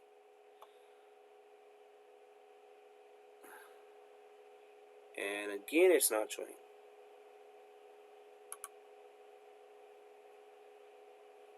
I just put the recent objects here. Okay, so well, we can start this process for now. How would I know that there's an error or not? And it doesn't show the progress as well. So ESXi2, I'm just gonna go for that. and we'll go for remediate here as well. And next, no changes on this page of select target objects. Next, no changes on this page of patches and extensions. Next, no changes on the advanced options for scheduling later. Next, yes, now on host remediation options page, we can click the disable any removable media devices. Yeah, that's one thing. So disable is only check that we're doing here on this page and nothing else. And next, and yes, on this page we did 3 checks. So disable FT temporarily and disable high availability at admission control. For us it's gonna be temporarily. The rest we can ignore. And then we go next and finish.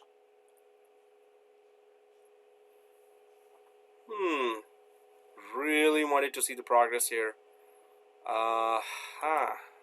What's going on? So guys, is it working fine for you? Are you seeing the progress there?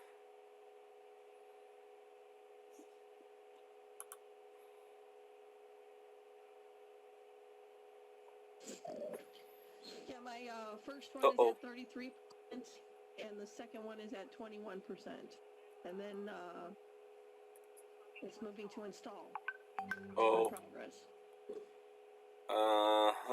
You know what? Because of TeamViewer, I was not able to actually hear. So Joe is okay. Sam is okay. Okay. So what you said, I was not able to hear. I think this happens when TeamViewer and WebEx both are started. So Susan, I was not able. Oh, so progress is available. Okay, progress is available. So you're good. Okay, good. Okay, guys. So let's take a break and come back in 15 minutes because it's gonna take that much time. Well, maybe less, but let's take a break now, and we'll come back in 15 minutes. So that will be 4:46. So at 5 sharp we can come back Canada time, and 4 sharp we can come back US time, right? So 4 sharp and 5 sharp.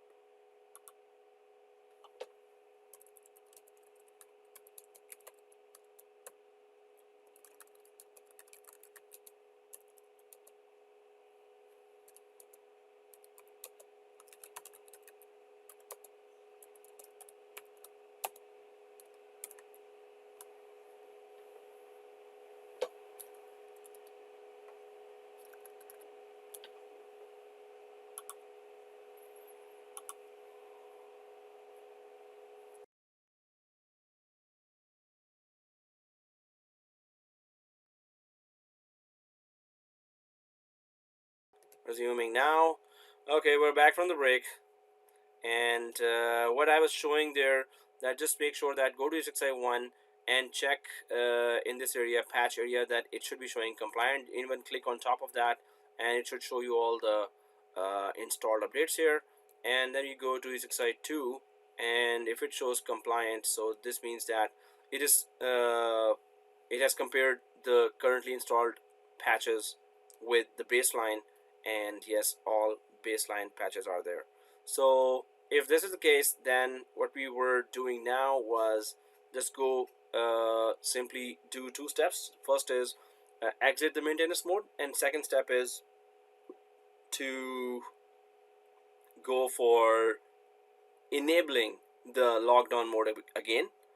So this would be the whole procedure in a production environment as well, where you're patching the hypervisors at maintenance mode. And I'm just gonna click exit maintenance mode here.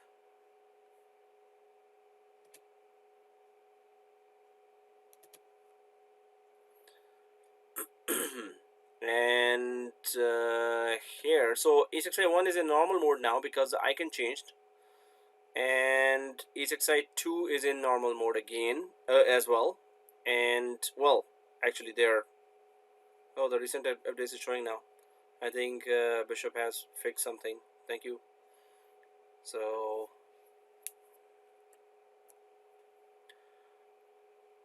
well, while they're going still towards the maintenance mode and it's giving us the progress there. Oh, well, both are done. Okay. So then we're just going to go back to 6i1 in our production in our training environment. Even if it is lockdown mode is disabled, it's doesn't really matter. But obviously we would follow all the compliance policies there. So let's just enable the lockdown mode again. For a good habit, we should be following that. So I'll just go for 6i2 and then F2 here and root small is equal to ship 123 and enable the lockdown mode again. So we're back to the secure configuration. Okay, so guys, that is the VUM.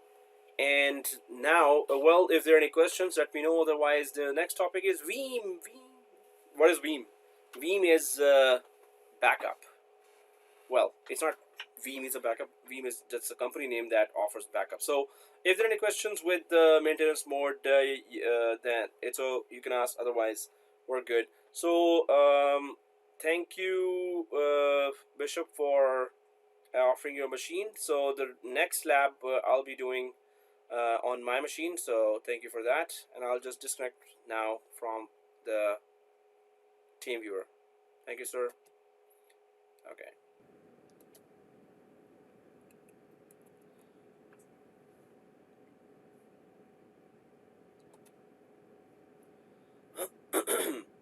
So what we were doing here and what we need to do now is that we were doing was VUM, and now we're going to do is Veeam. So what am I talking about? So the backup. How do we take backup of our virtual machines? Excuse me. So backup, and that is taking backup of virtual machines, and that is so, and then there's Vsend. Yeah, Vsend, we're going to be going for Sam said Vsend, so that's good. Sam, Vsend requires a full 4-hour lab. We have just 2 hours left now. So that's why I'll just go for doable lab, but definitely we're going for the Vsend lab next week. So we're going to dedicate the whole 4 hours for that. It's tough. So that's going to be fun. So here, taking backup of virtual machines, we're going to go for that, and there's a DPM data protection manager there, which may or may not be used a lot with the VMware community, but you will see a lot of mention of Veeam Software, and you would be seeing a lot of in the search results. You will be seeing Veeam advertisement of Veeam, Google Ads for Veeam. So Veeam is third-party software. Excuse me. Oh, yeah, I'm saying Veeam, but did I actually share it with you?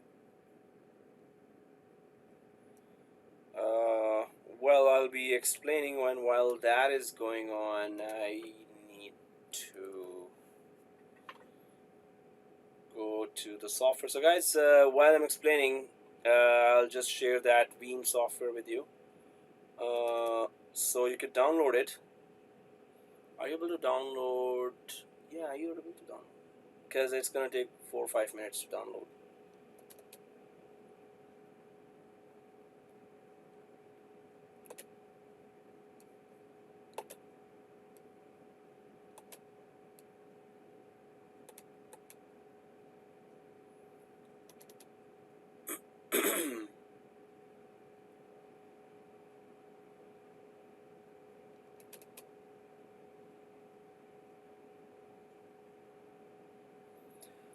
So there's an ISO file for Veeam, and are you going to share email? I can log in at Microtrain. Oh,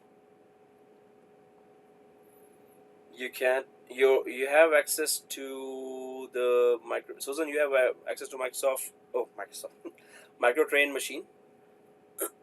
Like if you can connect to Microsoft Microtrain machine. Okay, so if you minimize the VMware workstation, then there is internet connection in that machine. So I'll be just sending in your email the link to download, so you can open the email in that machine and download the software. Would that be possible on your side? Okay, cool. Vmvisor, VMware. Okay, let me just grab that software quickly.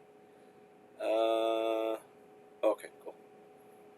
And VCS, Vmvisor, PowerCLI.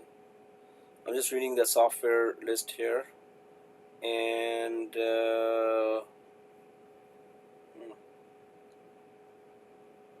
so the Veeam Software is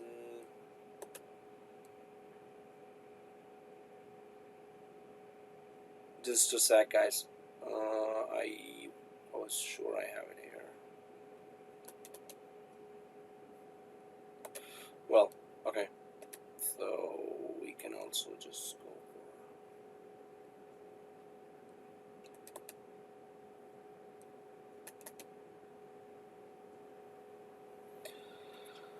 for. Okay, we realize.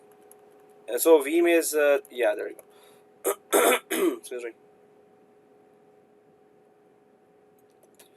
I'll just get a shareable link, and I'll just email it to you guys there to the whole. Okay, one. I hope I did create a Google group for you guys. So first, I'll just put that link here in WhatsApp. Those who can put it on WhatsApp. So download Veeam, and there's a download Veeam, and then download Veeam. Excuse me. And let me know if you are able to. And also then I'll just go to the group. We did create a Microtrain group there, right?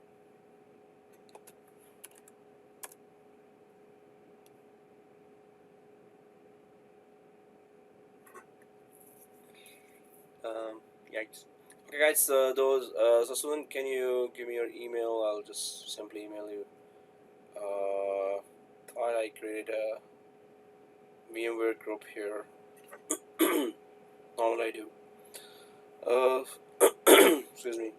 So anyone who wants that link in the email, you could just put your email here. And I'll just go for Gmail and simply put Gmail icon.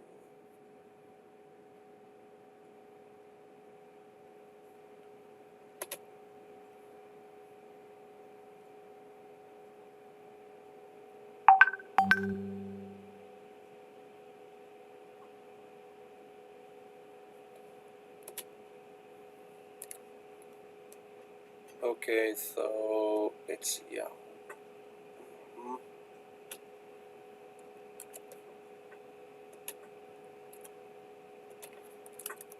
Download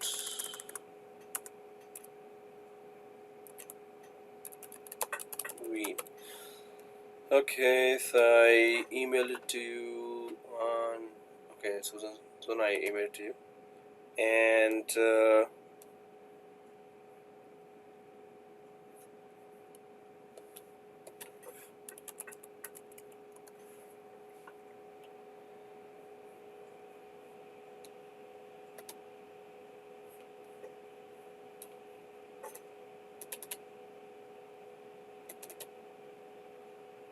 So hopefully it's you're downloading it like without any problemo.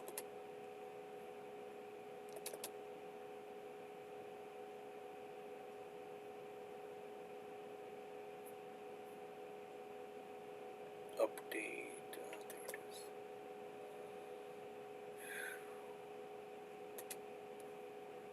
So guys, for 6.0, this Veeam is for actually 6.0. So I have to send another link to you, and that is its small update for 6.5. So oh, what I gave was actually an update, guys. So oh, in Yahoo. So is that the correct spellings of your email, Susan? So guys, there's another link that I'm sending, and that is download this one as well.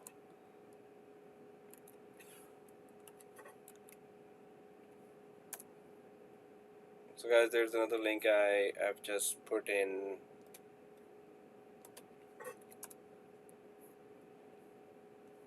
And I'll send email. So then you have Yahoo. So check your junk mail as well, Susan. And yeah, it's sent. It's in my sent items right now. Okay.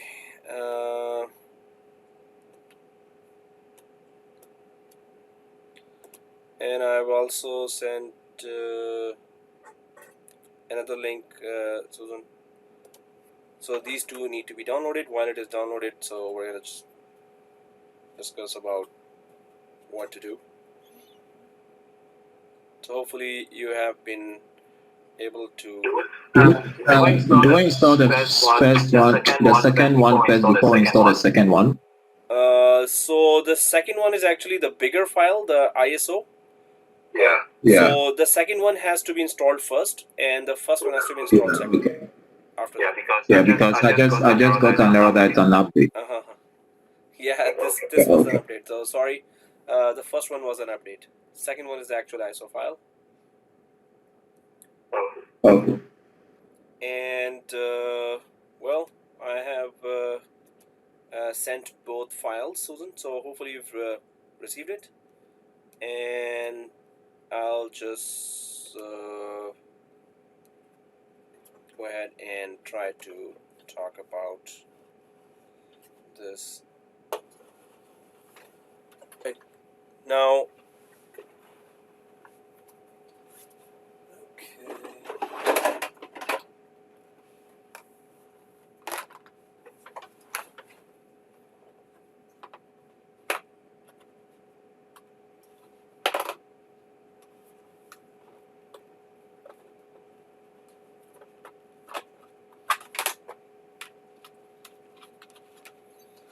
yikes.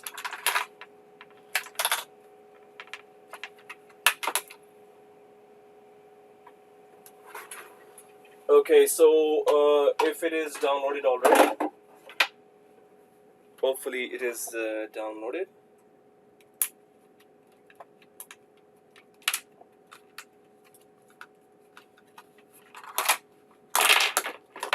Sorry guys, I'll just my mouse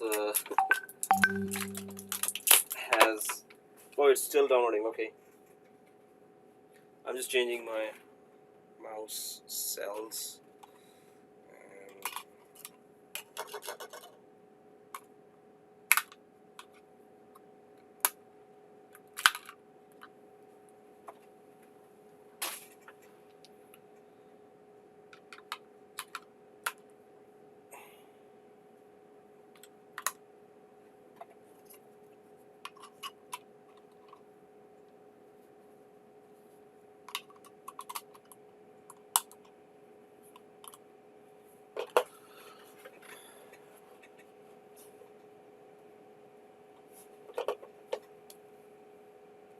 Okay, So I get second one, but not the first one.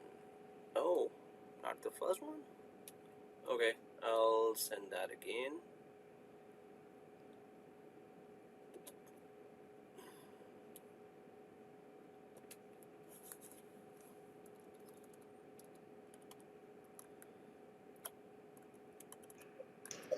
So can I just go ahead and install the Veeam, or I have to wait for it? So the Veeam installation has to be done on server 2. So yes, Yes. guys, go ahead and install. Just have your, yeah, you can install. Go ahead. It's just like VUM, and it has to be connected. So we're gonna connect it together. But yes, start the installation of Veeam on server 2. So we're just installing the enterprise manager, not the replication console, right? That's where. So guys, we're not gonna install enterprise manager, and let me just quickly show you. I'm just sending that file again to Susan and. Okay. I'll just wait for you then. I'll just wait. Thank you. And so guys, do not go for enterprise manager, and I'll just be there with you. I'm just sending that again. First file, which is an update. Okay, Susan, I sent you again. And okay.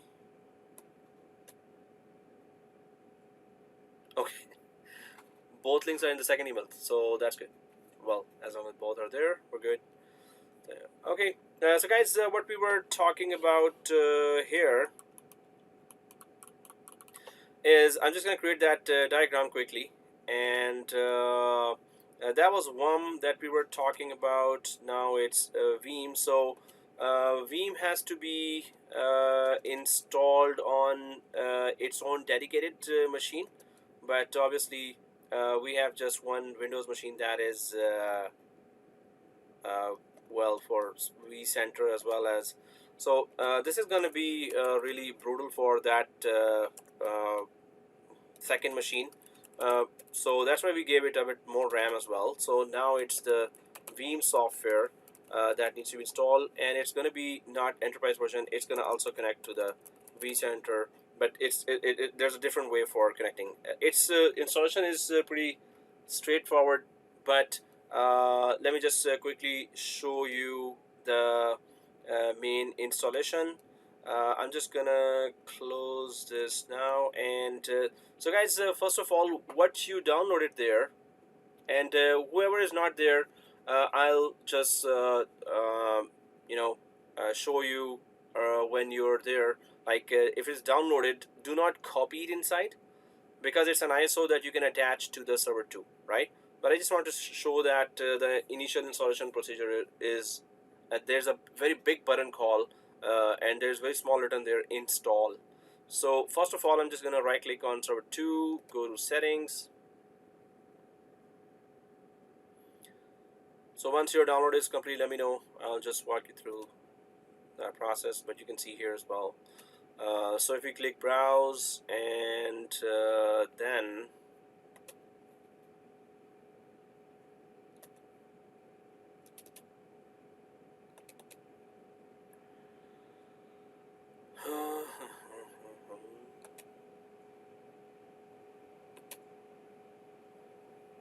okay, VMware Soft. So that's where.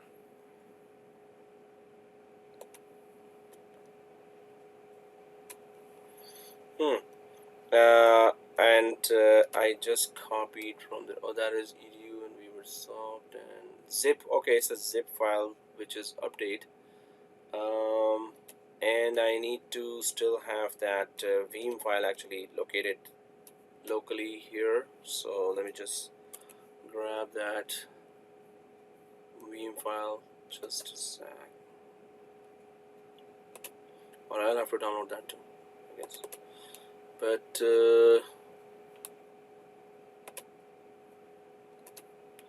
oh, there it is. Okay, so I'll simply, I'm just thinking or saying loud as well. So it's there now, and I'll browse that, and central sort. Okay, Veeam ISO. So the update has to be copied inside, but the Veeam ISO itself is, so there's a, first of all, its logo is like that, and it's a nice two eyes and smiling face, and double click that. So once you press yes, so we're not going for VMBackup Enterprise or Backup and Replication, we're going for this, right? So it's such a big button, and there's a install written here, but it's an actual button here. So we're just going to click this big button, and it's going to start the installation. It's also going to install SQL Express Edition, and it would need internet connection. So just make sure that you have internet connection there, and go ahead and click the install button for that. So this is the big button. Those who are still not there, you can also see that once it is downloaded, you can attach the ISO to the server 2 and double click the DVD, so you will get the install button here, right? So I'm just going to click that install button, and the rest is it's going to install from internet. This is also kind of a bit longer, not very long installation, but it has its. So I accept the terms in the license agreement. Yeah, that's a typical, and it's a free edition, right? So it's a free edition. Next, and you can see there's a backup and replication. So it's all next, finish basically, but it's going to ask you to provide it with latest SQL Server updates, and there will be an install button there, and it will connect through internet and it will install SQL update. So I'm just going to click next. So that's what it's asking, that hey, the installations are not there, but it's a pretty straightforward install, because you can just select this button, install. It's going to go to the internet and deploy these updates, right? So it's just this install button here. So whoever is behind, just let me know, and when you're there, so I could just tell you what to do.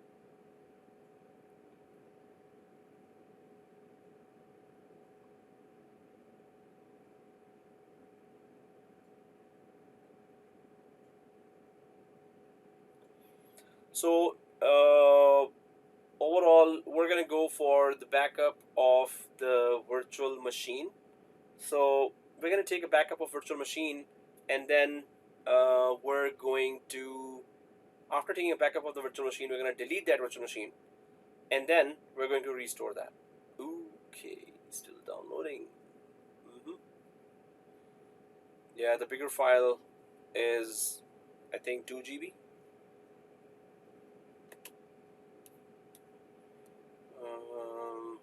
Yeah, it's 1.526, 1.5 GB. Oh, 1.5, yeah. And the other file is 578 MB, which is a zip file which has to be actually copied in. So once the Veeam backup is fully installed, then the copy will be used. So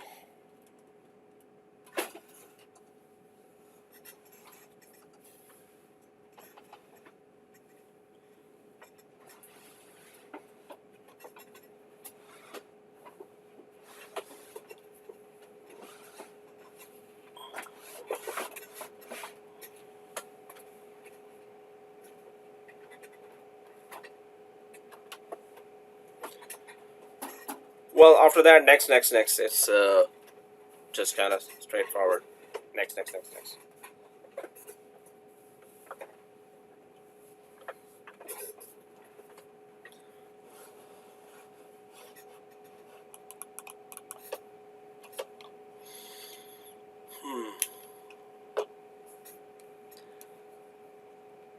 So it's next, and that means I have different settings. No, so it's installed. Wow, that was straightforward. That was much. That is much easier than the actual VUM. VUM was painful.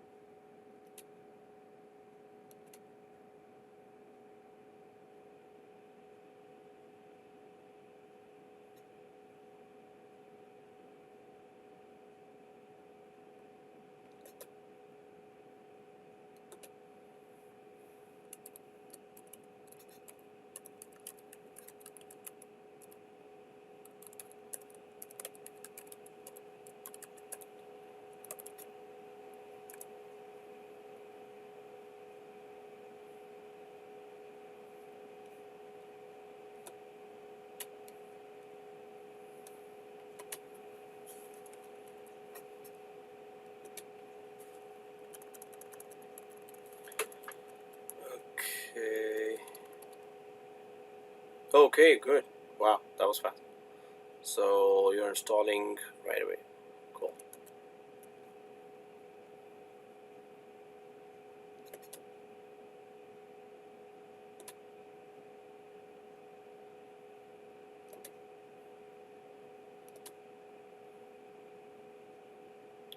So I hope everyone has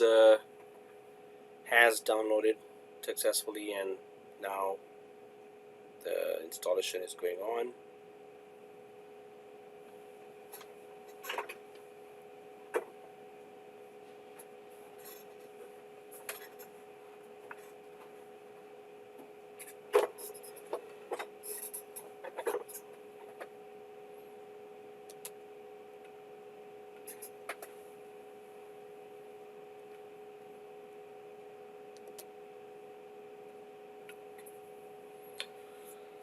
Okay, so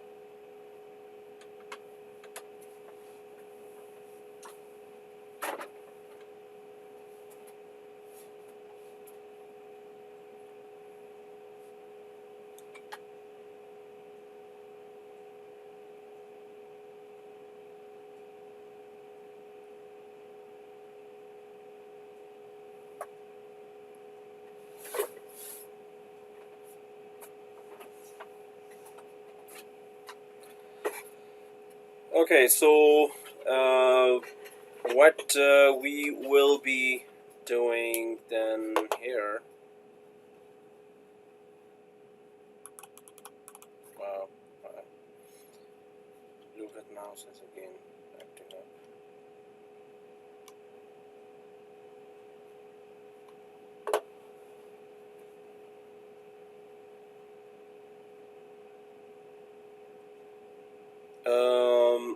I was not in. So did you, Susan? Did you install it on server 1? Yeah. Well, if it is on server 1, it's also okay. But yeah, otherwise server 2.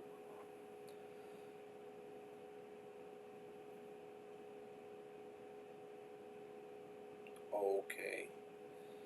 So, well, while it is going on, the installation. So I'm just gonna put that map here. Now, what is the process there? I think. Oh, okay. Yeah, so we have to have it on server 2. So yeah, kind of. So you have to attach the ISO to the virtual DVD-ROM of server 2. Go inside, double click that icon. Yeah, the whole installation. Next. And hopefully the internet connection is there for server 2.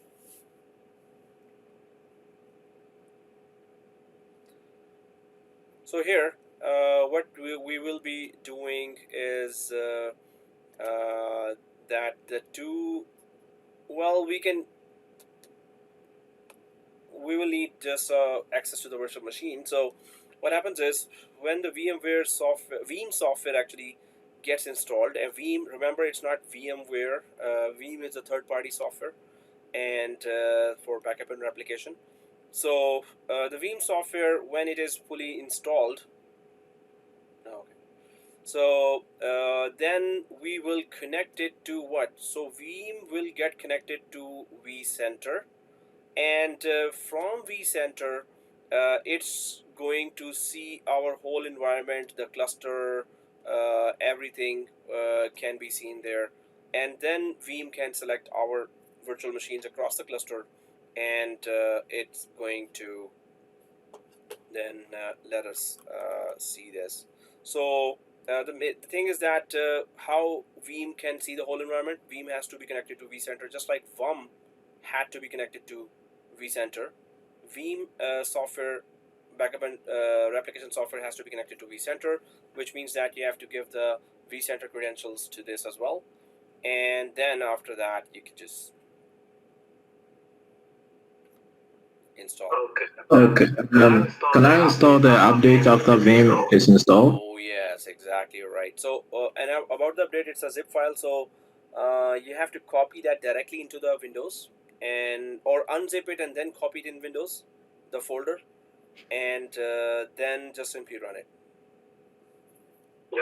Yeah, I copied it into the So the drive we attached to server 2, right? oh, okay. Yeah. And it has to be installed on top of the Veeam software itself. Yeah. Cool. And in my case, it is still installing. It's a bit longer process.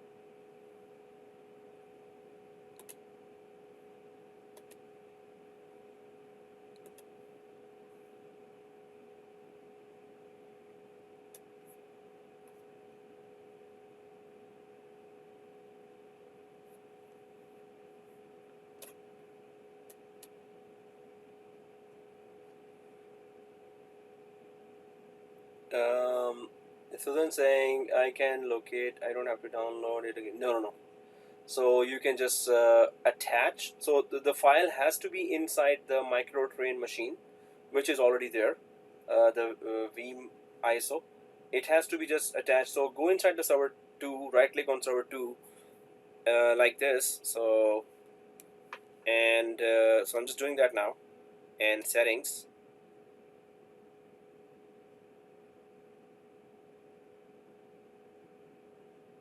If it wants today, okay, and then cd dvd and then browse. So like this, then go to that place where ISO Veeam software is and just simply double click and attach.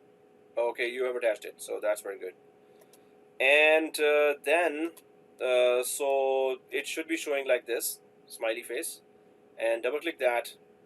So the update has to be copied inside, but yes, this can be deployed from outside like this. So double click and then it's pretty much next.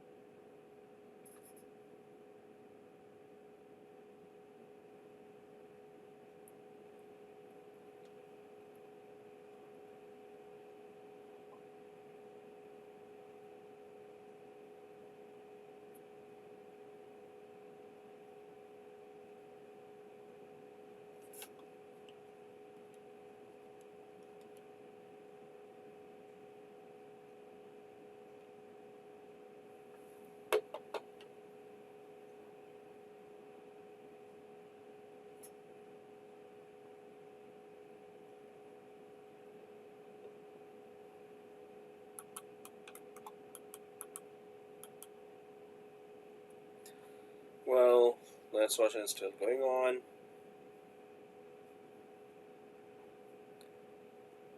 It is installing on server 2 and it's the attachment step. Oh, okay, no problemo. So it's installing on server 2. Cool. Yeah, it takes a bit of time. So, well, other things in backup normally are that you can so there's that deduplication that it supports, deduplication, and then there is compression that the backup supports. So the deduplication is just that we don't have to. So duplicate files are removed, and one instance or we can say copy of the file is retained. So deduplication would just be that if you have saved the same exact file before, and then after maybe 2 weeks you have copied that file again from somewhere else, forgetting that you already copied it in some other folder in the same drive. So, and then the third time after 6 months, oh, this file is very important, and then you copy it again.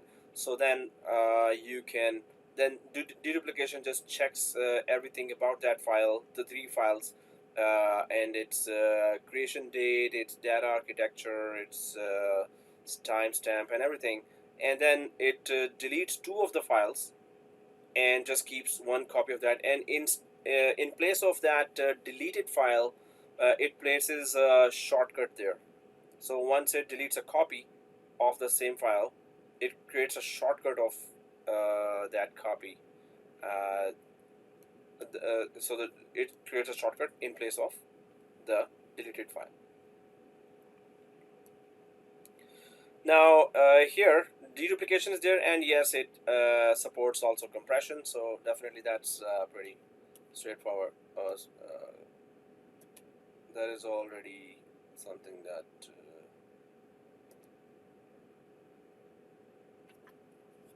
we understand, that deduplication compression is always supported by every storage.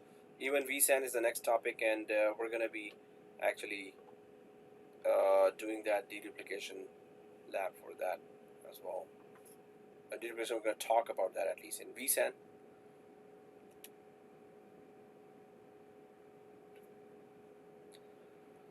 Okay, I'll check the installation. Well, it is done, and it shows like that. Completing VeeamBackup and Replication 9.5 setup wizard.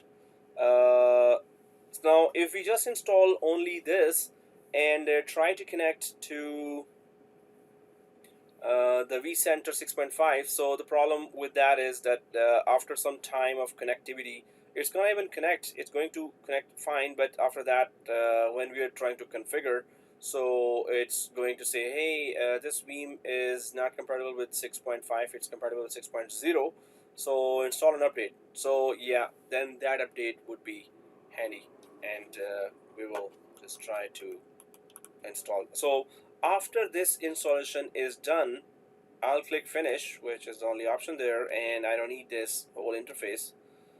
And you can see that on the left side, you can see that VeeamBackup is there, but I need that update file. So this Veeam could run with 6.5, Vsphere 6.5. So that other file is the update file, which is a 500 MB. So if I just drag this here,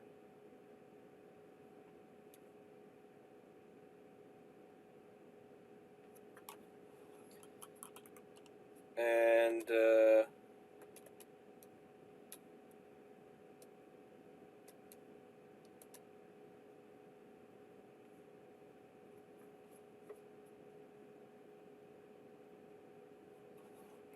well, you know what? It says that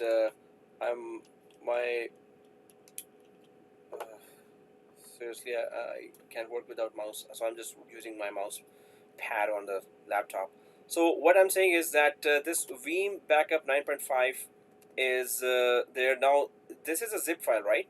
So if I right click and extract, so well, you must have either WinZip or WinRAR. So it's a RAR file or zip file. So I have WinRAR installed or WinZip. This is a very common one that you should have in your computers. Hopefully in micro-trained computer it's also there, that when you right click a zip file, you could just extract that. So extract to Veeam, that's a folder name it's going to create there. So it's extracting now,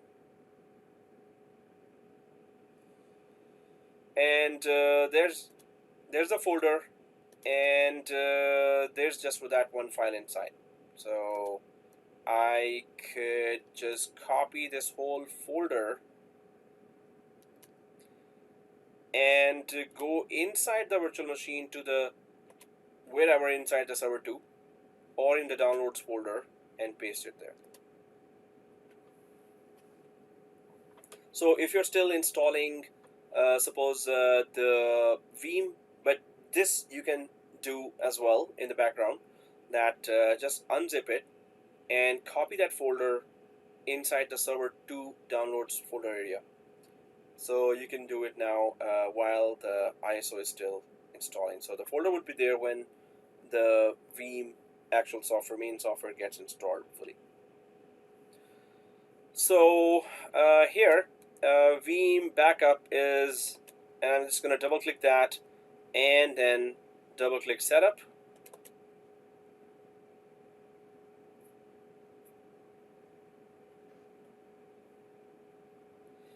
And press yes.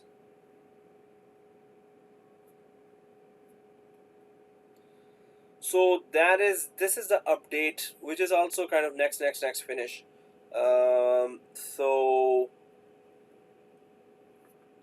let's see if it's actually.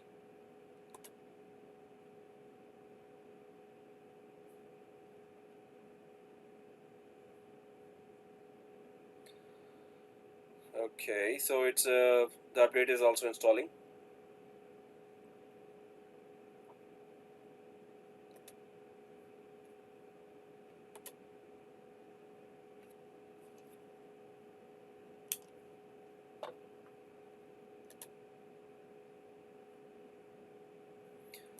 So then that has to be copied inside the server 2, copy paste the update, and you have to, it is in the zip file when we download it, so you can just right click on top of the zip file, and if it gives you the option of extract, so it should be extracted from the zip file and then copied inside server 2.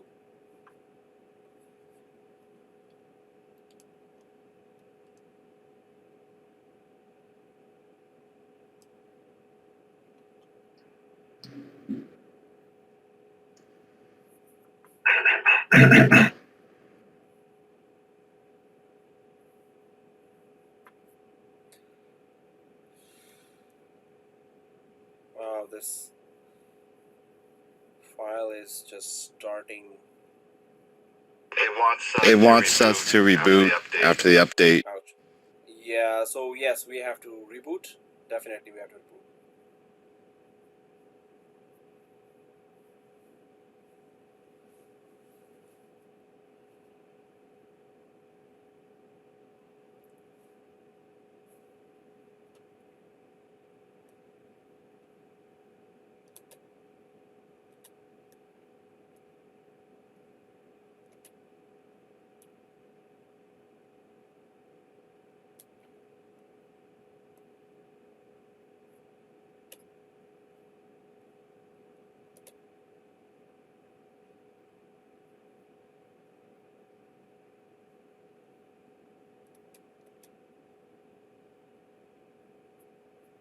Wow, that's painful. That's like taking forever. Oof. But how can we do a backup without it?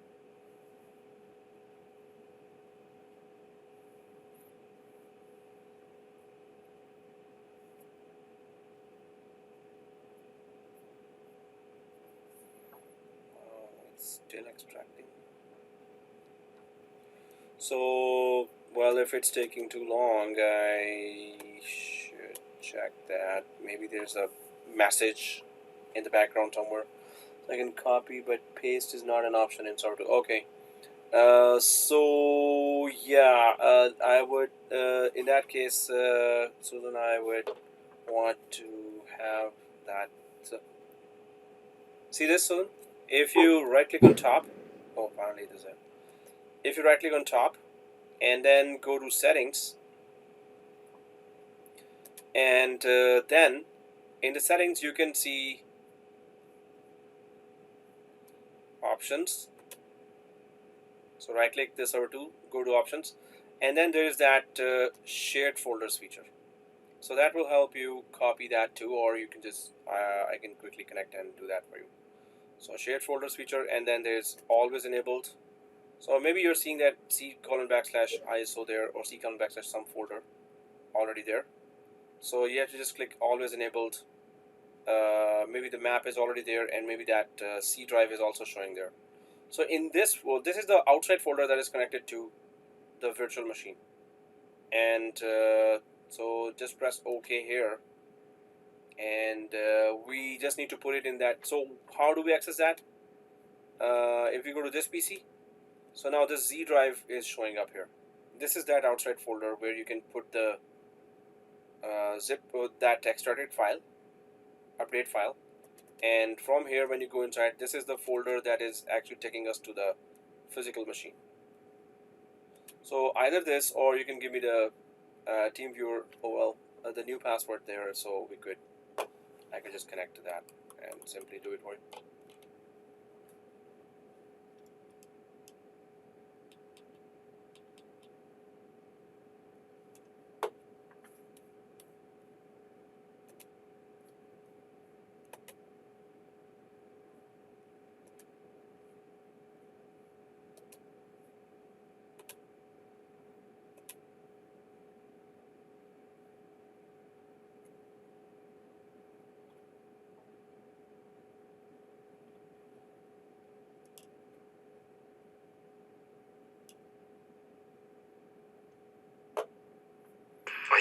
I can't seem to log back into Vsphere. So it's the same password, administrator@vsphere.local. Like the Vcenter you're talking about? Yeah, it's just it just fails to connect. Oh, so Just after after rebooting. After reboot, Yeah, I also get mm-hmm. 044. So after reboot, at least we have to wait 10 minutes. So it does not connect right away. Okay. So in the background, the services are still starting. So we have to give it at least, well, Yeah, right. They just connected now. That's cool. good.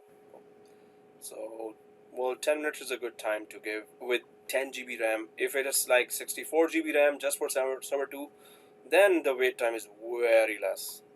But right now, services in the background are starting for this heavy application. And okay, so Susan, if you want me to repeat that step of, or if you're done with that, so that's good. And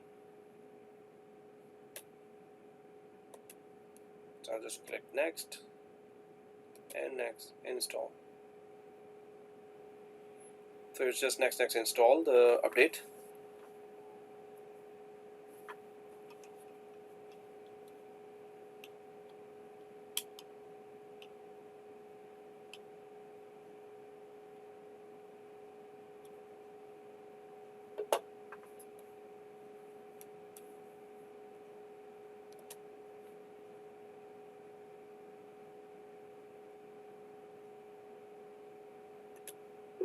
To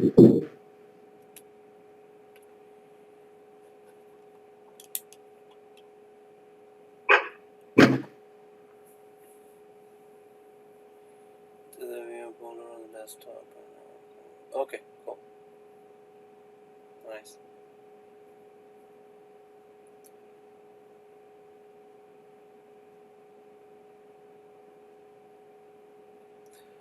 Okay, so well, some of us have restarted. Some of us are actually installing that update. So, wow, that's a long process. So about that update, we were still just talking about what it does. So we're gonna have then there once the Veeam is installed and connected to the Vcenter. So then there are virtual machines here. We're gonna try to have a powered on VM and powered off VM. So we're going to power on one VM there, and we're going to try to just take a backup of that, and we're going to try to take a backup of powered off VM as well. And once the backups of the two VMs are taken, obviously if it's with or without an operating system, the procedure is still the same. With an operating system, it's going to take more time to take a backup and restore, and without an operating system, it's going to take less time. And powered on, power off, just to check that, well, powered off, it is okay. It makes sense that, yes, it's going to take backup of powered off machine, but how about the powered on machine? And normally it is very common practice that powered on machines, there are servers that are just running 24/7, 365, and they are just backed up while they're powered on. You don't have to turn off the server to take a backup. So that's why we're just going to put a test that is the backup procedure same? Are there some more extra options when you take a backup of a powered on machine, and is it different than powered off machine backup? So that's, once they are both taken a backup of, then we're going to delete these two machines, and then we're going to restore them both back again, or anyone. Also, that you can take a backup over the network, or you can take a backup, local backup. So in our case, we're going to take a local backup. That's the same. If you have another machine, you can just take a backup. Suppose you want to take a backup on server 1, so you should just have a shared folder there, and you should have access to that shared folder, and you can just put a backup there in that other machine over the network, which is a best practice. But yes, it just takes longer time to back it up over the. So if you're backing up in the local folder or over the network, that's the concept is same, that you just need to give a destination and then save that backup. So once it's backed up, then when you restore, it's a little different. It asks you a longer. There's a longer wizard with a lot of questions there. That, hey, what do you want to restore? Where do you want to restore? Do you want to restore it on Azure Cloud, Microsoft Azure Cloud Services, in their data centers, or do you want to restore it to your hypervisor? So it's going to ask all that. Do you want to restore the whole virtual machine? Do you want to restore just the virtual disk, VMDK? So it's going to ask all that. Okay, so there's kind of movement going on here for the update. Wow, it's going to restart after that, seriously. So, yeah, sorry. Since it's installing, next class, our VMware licenses are going to be expired before next class. Wow. Okay. Just saying. No, thank you for reminding that, because we won't be able to then go for, like, the hypervisors will be disconnected effectively. So what does the Vcenter say? Thank you for noticing that and reminding the class as well. And I'll go down to licenses here. Policies and profiles. Oh, licenses are there in host and clusters. Could not grant to Vcenter server.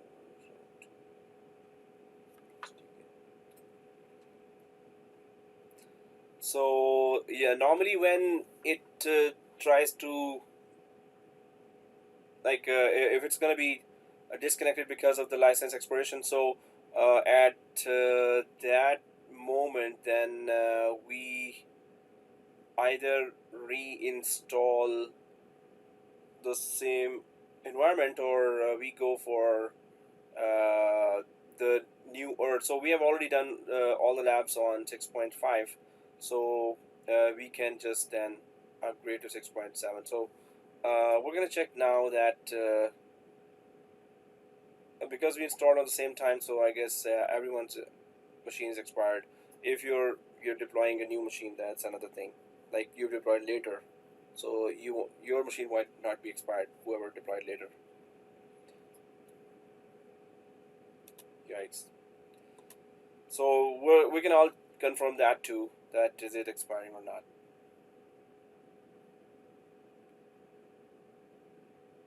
And whose machines are actually expiring before next week. So Bishop's machines are expiring. I'm gonna check now if it opens today.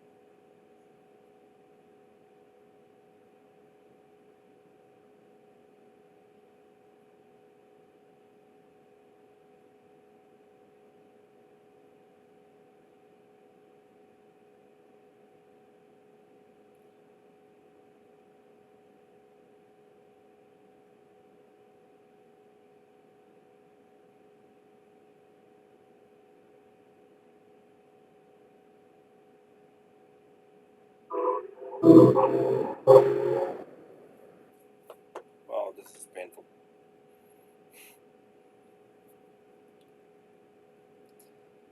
Whew. Anyone done already? Yeah. Yeah. Okay. Yeah, I'm done. Yeah, I'm done. So 2 are done. Okay, and the cat says the same thing. Done. Okay, that's good.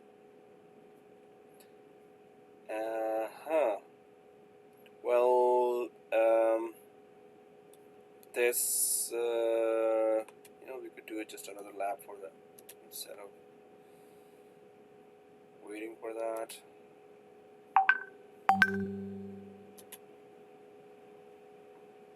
Okay, Joe is done. So 3 are done. And oh, Susan has restarted. Hey, what is wrong with my machine then? So 4 will be done now, and my machine is still installing Veeam Explorer for Microsoft SQL Server. Seriously? Yeah, you're almost done. Yeah, you're almost done. The patience. Oh, okay. Yeah.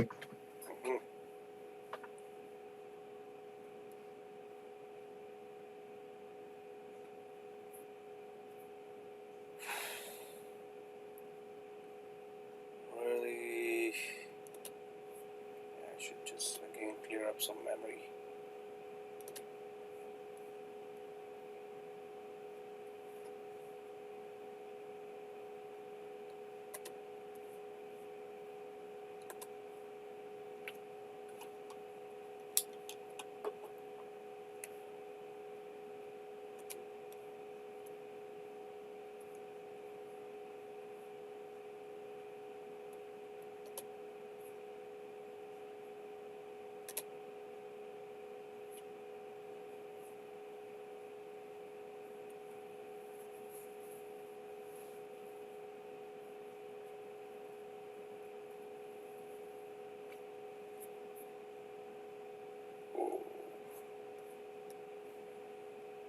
You know what? I'll just shut down ESXi 2 for now. I don't need that. Whatever machines are there on ESXi 1, we can just take a backup of that. So just to free up some more RAM. ESXi 2 and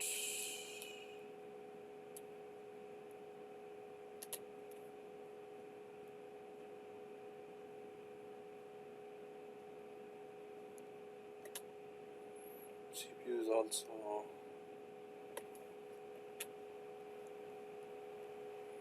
really on top, 91%.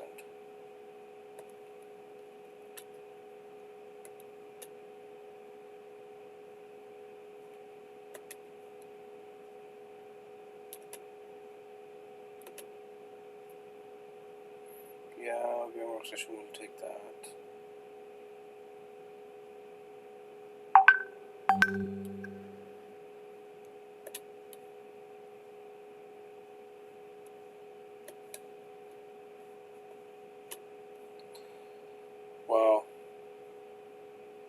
I think if all are done, I should again remotely connect instead of waiting for this slow-mo.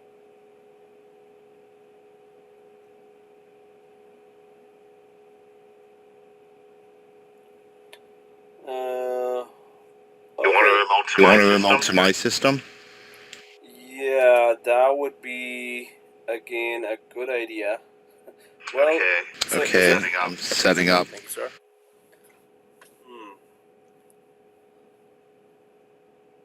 No, my mouse is also not really performing. Oh, yeah, I'm done. Okay, I guess. So do you want my system? Yeah, after that, it's gonna still take time to start the services. So guys, yeah, thank you. Yeah, it's better to connect remotely and go ahead and perform the tasks. Thank you, Bishop. So I'll just go for.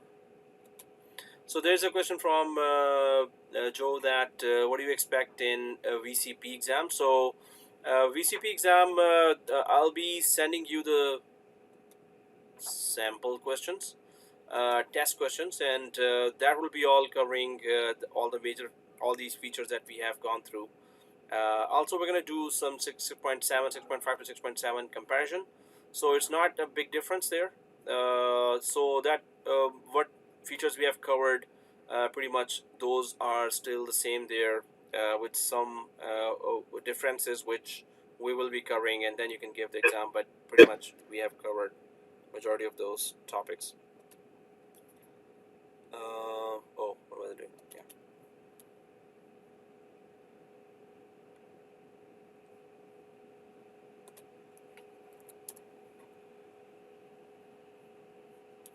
And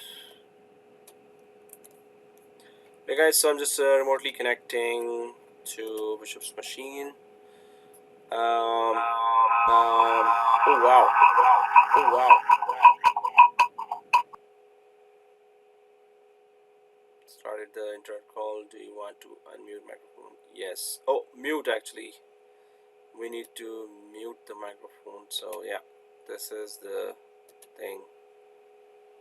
Oops. Mute microphone, right? Okay.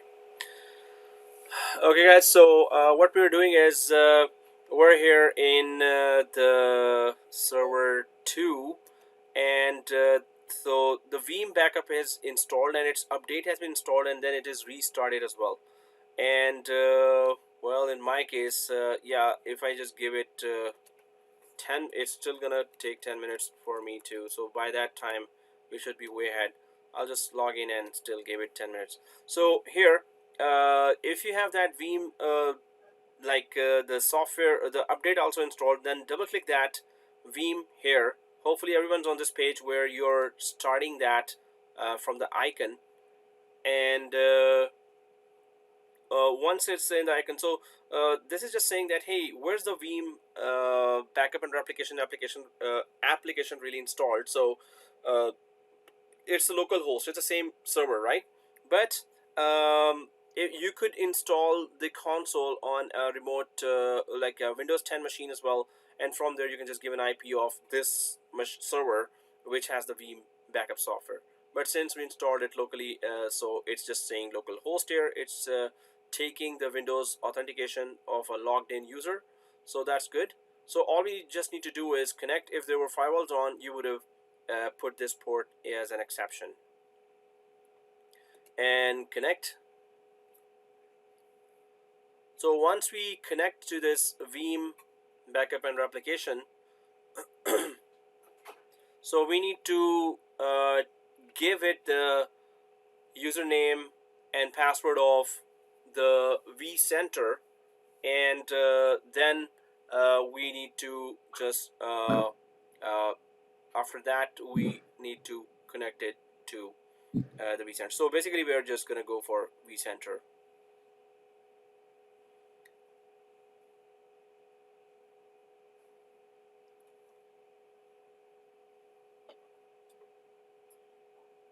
We have detected your DPI scaling level setting is different. Yeah, this is okay, it doesn't matter.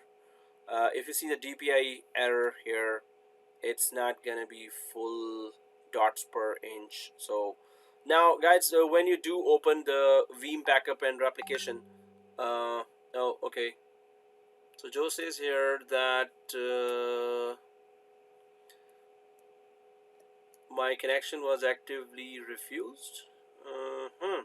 You can try to start again, because till now it's just okay there. Components update, which is okay. Yeah, I also have that component update. So yeah, just click apply. And if possible, yeah, Joe, you could put a screenshot there, or I would just close and open again.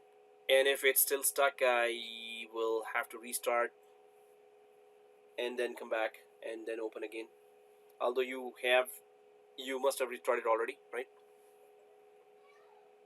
So just put that apply here to the components update.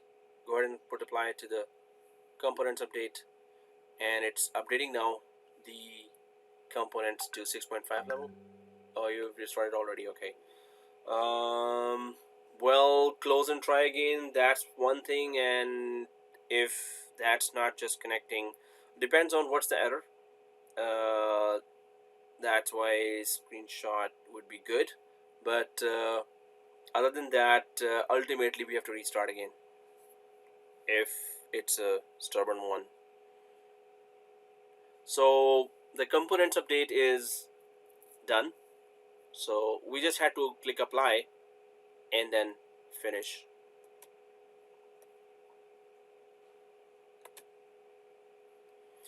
So this is where we should be now.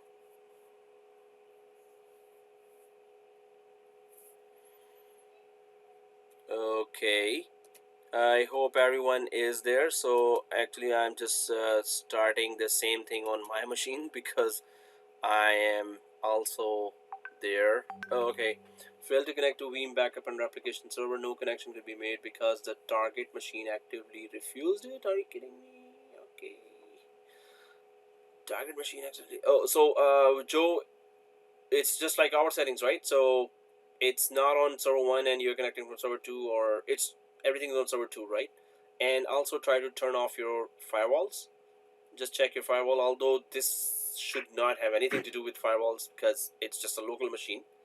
Actively refuse would be strange. So if it's on the same server, just try to still turn off your firewall. And yeah, that would be a restart. It would just ask for another restart. I hope there was no error during the installation. Also, you could put, instead of localhost, you can put the local IP 192.168.200.2 and check it out as well. So there are some just these options there.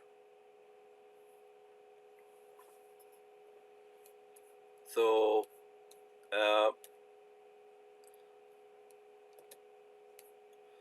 so guys, anyone else, if you saw that error, then you can just put the IP of the machine, although localhost should just work fine, as it did work for us.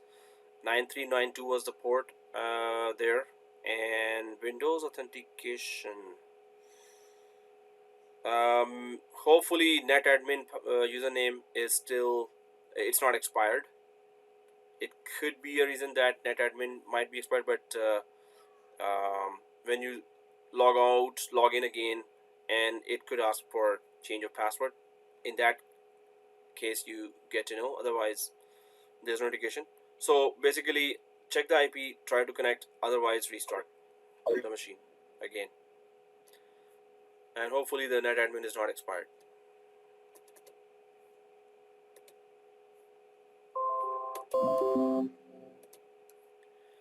Okay. And I will just go ahead and well, I'll connect to, yeah. So guys, we're here, and let me know, Joe, when you're there, so I'll just walk through this. So once we're here, we all we need to do is just connect this machine to the vCenter. So how do we do that? There's that VMware Vsphere written here, right? So, but you can still see that it can connect to Hyper-V as well. That's the rival hypervisor, which is second best in the market. And so VMware Vsphere, we're gonna just right click on top of that, and okay. Oh, cool. All right, thank you. So right click on vSphere, VMware vSphere here, and then we can go for add server, right? So this add server could be your ESXi hypervisor, or it could be your whole vCenter itself. So let's click the add server by right clicking the VMware vSphere, and then it is asking for, hey, what's the name or IP of your server that you need to connect to Veeam. So we intend to connect Vcenter to Veeam. So we can give the local IP or the name, doesn't matter. So 192.168.200.2 or server2 dot your domain name dot local. So okay, so 192.168.200.2, that's your local machine that we need to add, which has a vCenter on it. So let's click next. And then it's asking for the credentials. So we need to add the credentials. So let's click the add button. And what we need to do is, so which username password are we putting here? Anyone knows? Which username password are we putting here? Anyone knows? Administrator. Oh, Vsphere.local. cool. So that's why we're not going to go browse, because if you go browse, it's going to be asking for or expecting Windows administrator or Active Directory administrator. We're not going to browse because it's not a Windows administrator, it's going to be VMware administrator. So exactly as I said, administrator at vsphere.local and the password. Small MC, ship123 without ship123. All right, so administrator at vsphere.local, and we press O and K. So if you have pressed OK here, so that's good. And yes, it's going to connect with from port 443 here. And let's click with the self-signed certificate. So if your username password is okay, then it should work. So I'm just going to click next here. And untrusted certificate is installed. Yes, it's a self-signed certificate. So that's okay. And click connect. So what basically we're doing is exactly what we did with VUM as well. So with VUM, we had to connect it to the vCenter. So Veeam also will have to connect it to the vCenter.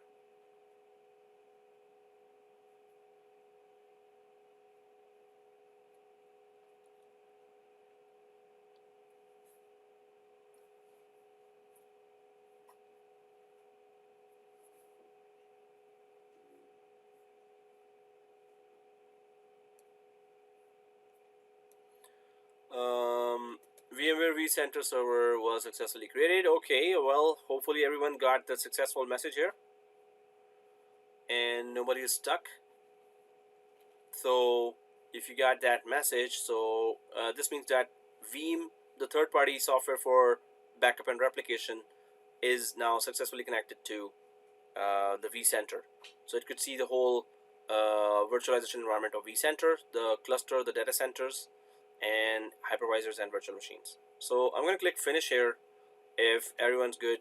So we click finish, and you can see on the left side under the VMware vSphere now that the IP is there, and if you expand that IP, then you can see the two data center, well, the folders there. Inside the Canada folder, you can see the Tor DC, and inside the Tor DC here, then you can see the Tor cluster. So pretty much the whole environment, and keep on expanding until you see the two hypervisors there. Once you click the Esxi 1 and expand that, so you don't see anything here, but if you click on the cluster here, then you see the virtual machines.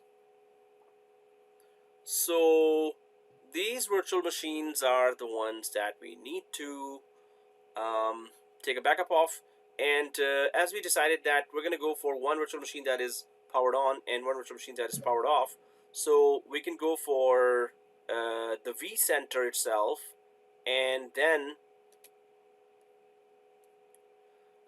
so we need to go inside the Vcenter. I'm gonna try to avoid the fault tolerant machine, but yes, it has to be backed up as well. But I'm just gonna go for clone VM01 or any random machine, just power it on, and one powered on and one if it lets you power on the machine. Okay, it does. That's good. So power on one machine and just leave the others powered off, and then let's start taking backup of the powered on machine, because powered off, yes, it's gonna be straightforward that yes, it should be taking backup of powered off, but the powered on is the thing that we need to know. So it is powered on here, so I'm just gonna go back to the console of VeeamBackup, right? So here, the machine that I powered on in the Vcenter back there should be showing here as powered on as well. It's not, so I'm just gonna refresh that. View, refresh, and I can see a very small play button here, which means that it now knows that the machine has been powered on in Vcenter. So it shows that in the Veeam console as well.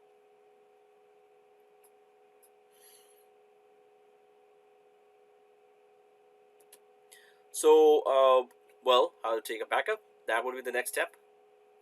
So let's right click on clone-VM01. Now there are two options here.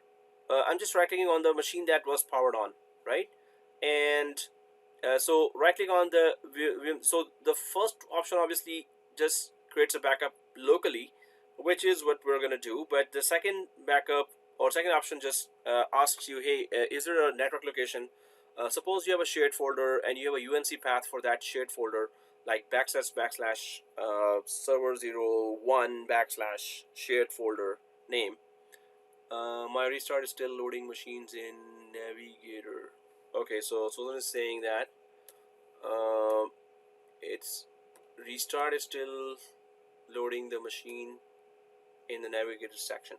So the Vcenter is not ready, this means, Susan? So I was unable to select the machine to power on. Oh, okay.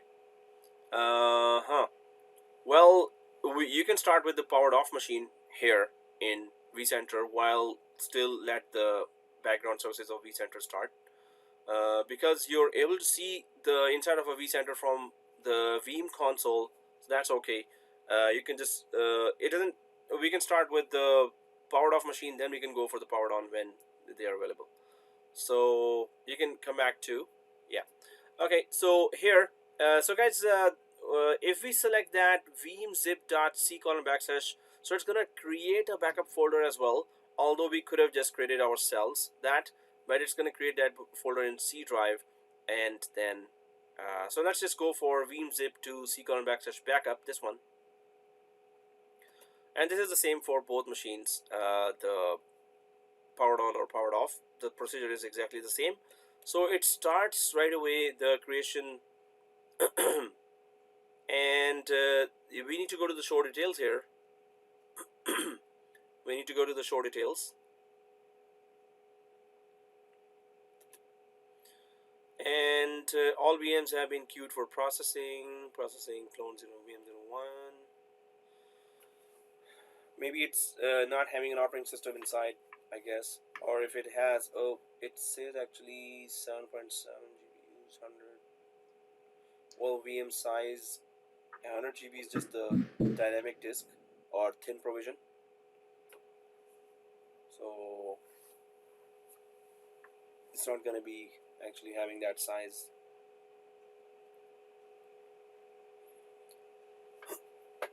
Excuse me.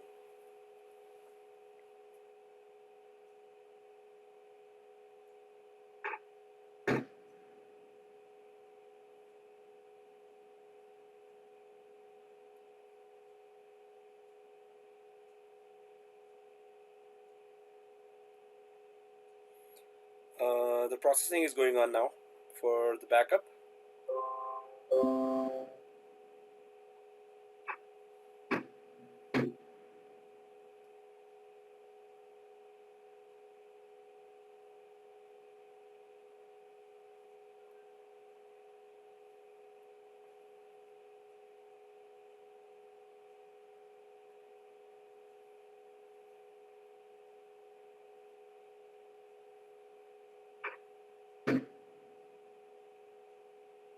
So it could finish with this warnings as well, which is because the VMware tools are not installed inside, and or it could be because the operating system is not there as well. So there could be different reasons that it could give you a warning.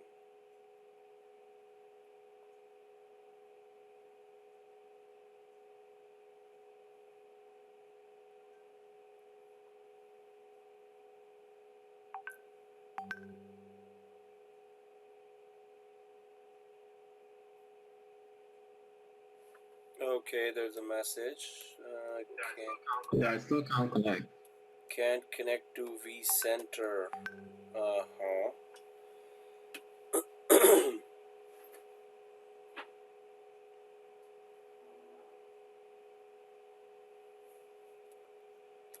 So if I just drag the screen in front as well, so maybe you got this error: unable to connect to the remote server. A connection attempt failed because the connected party did not properly respond after a period of time, or established connection failed because connected host has failed to respond. Oh, well, it could be the services that are still starting in the background for Vcenter. It could be that. But are you logged into Vcenter, James? Yes, I'm To logged the in. Vcenter successfully. Okay. Yeah. Well, it could add administrator Vsphere dot local. Okay, the spellings are correct. Well, it's not saying typo as well. It's not saying that there's a username password error. So you, how many times did you try? You could just try again. Like Yep. 4 times now. 4 times? Oh. No, Yeah. that. I closed it. Yeah, I closed it. No, that's if you tried too many times, so that's why it's also angry now. Because if you had tried 2 times or 1 time or 3 times only, or 5 times, but not 4, right? So Yeah. But no worries, you just go on. I'll still keep trying. Just go on. so but ultimately, on Windows, I'm so used to saying I used to be an administrator in many some companies, so let's restart. So that's because we're on top of the Yeah, Windows. no. So that's, yeah, if it is Right, yeah. stuck and it's doing weird stuff, let's restart. So okay. Oh. But 4 is like, just kidding. Okay, so and let's go ahead and yeah, let's try to check. Can't connect from Vcenter. Well, my backup is finished, but it's finished with a warning here. And normally the warnings are that, hey, where's the VMware tools installed? So we did install that. Oh, see this? Cannot use VMware tools quiescence because VMware tools are not found. So VMware tools do offer some advanced functionality for backup as well. And those are not there, so it's gonna give you a warning, which is for now we can ignore because we're concentrating on understanding that how does it back up. Well, it backed up, but I need to check if, and it backed up with the powered on machine, right? So this machine is powered on, it backed up, and if I just go back to the C drive where it backed up, so what did it back up? How many files did it create in the C drive in the backup folder there? And well, that's just one file here with its ID and timestamp, and it's a 5 GB file, 5 GB, right? Okay. Seriously, sometimes yeah, it's nearly 5 GB file. So, well, that's the backup has been taken for that file, and we can just take a backup of another file which is powered off, just to show that, hey, powered on or off doesn't really matter, it just takes backup. So I'm just going to go for template-vm01, which is powered off, although you don't really have to do that if it's not available. Powered off both machines. So I've already shown you that it works with powered on. It's just that we have to wait again for the backup. If you were not able to do with the powered on, you can just see that it still works, and if your vCenter had cooperated, then it would have worked. So it's okay not to at only 14% for the backup. Okay, maybe you're backing up, Susan, the operating system based machine, so it may take more time. So in fact, the 5 GB machine that I backed up also had an operating system. That's why it also took time.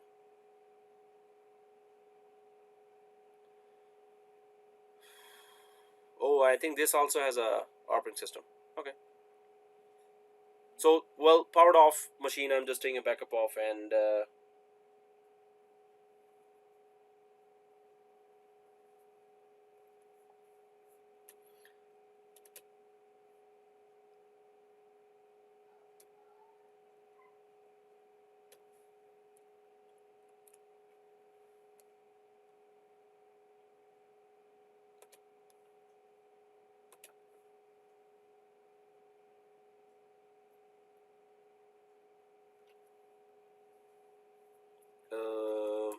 okay, I'm just waiting for the second machine to finish up.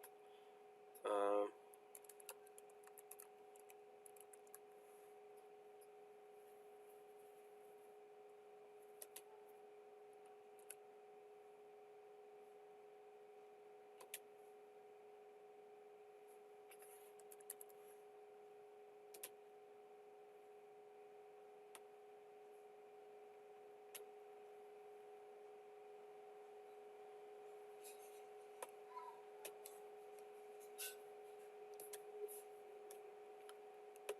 well, I think it's giving well, it's going to detect that it doesn't have the Vmware tools, so it's also going to um,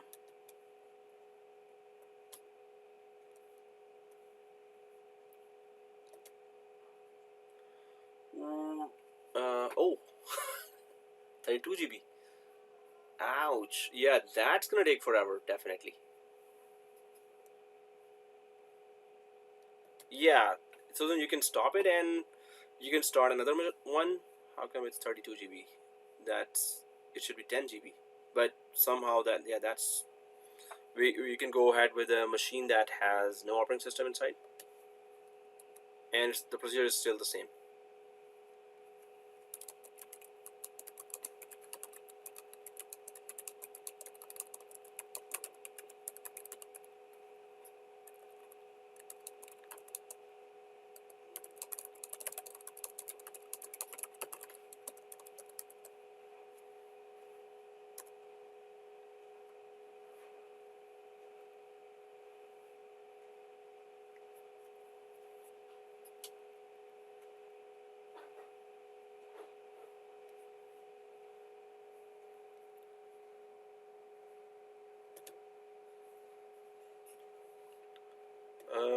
So these are all provisioned at 32 plus, no, 32 plus GB. How?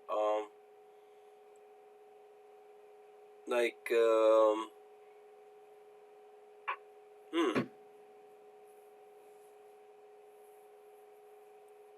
because the operating system size is 10 or 12 max.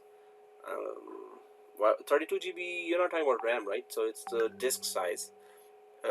Well, the thing is that if all are 32, you can just create a new one, and that could be with a empty disk, or just carry on with one that you have, and whenever it finishes. But you can see the process here.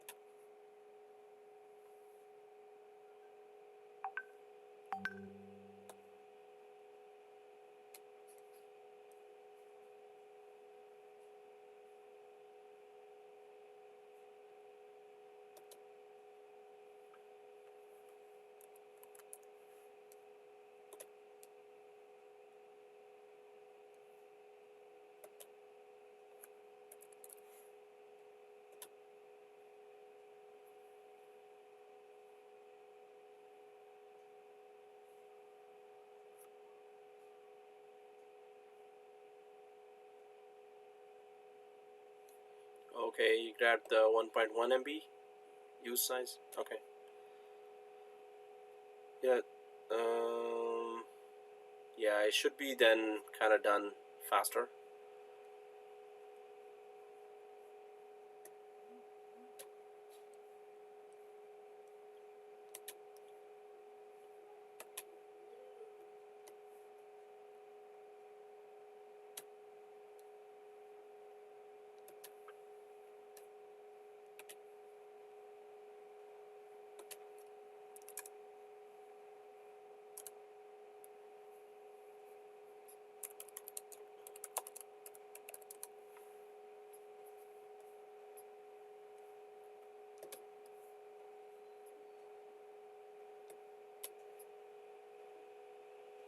So mine is nearly done. Okay.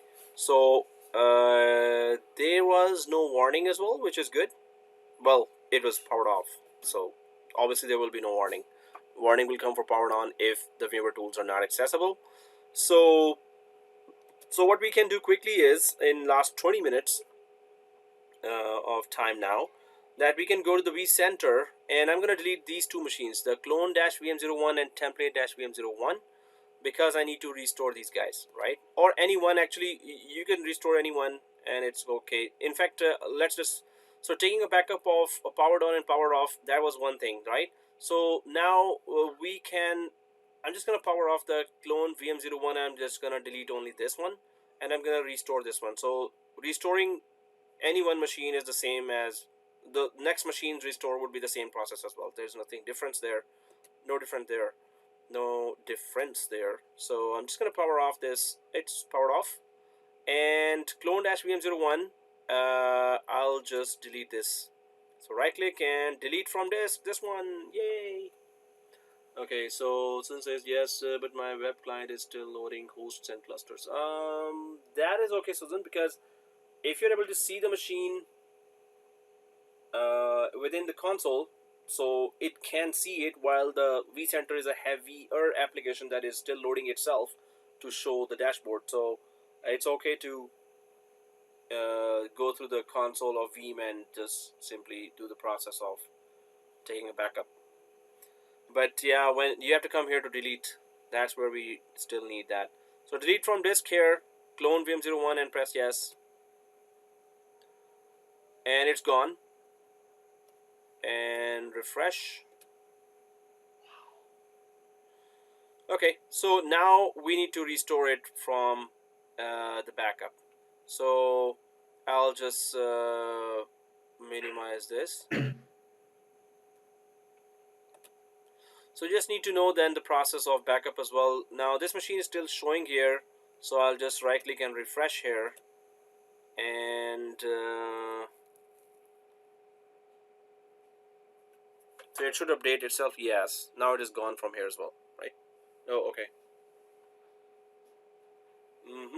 Okay, so here the restore process is this. There's a restore here on the top, and we can click the restore, and it simply asks that, hey, where's your backed up machine? So I'm just going to click the backup here, and I'll go to that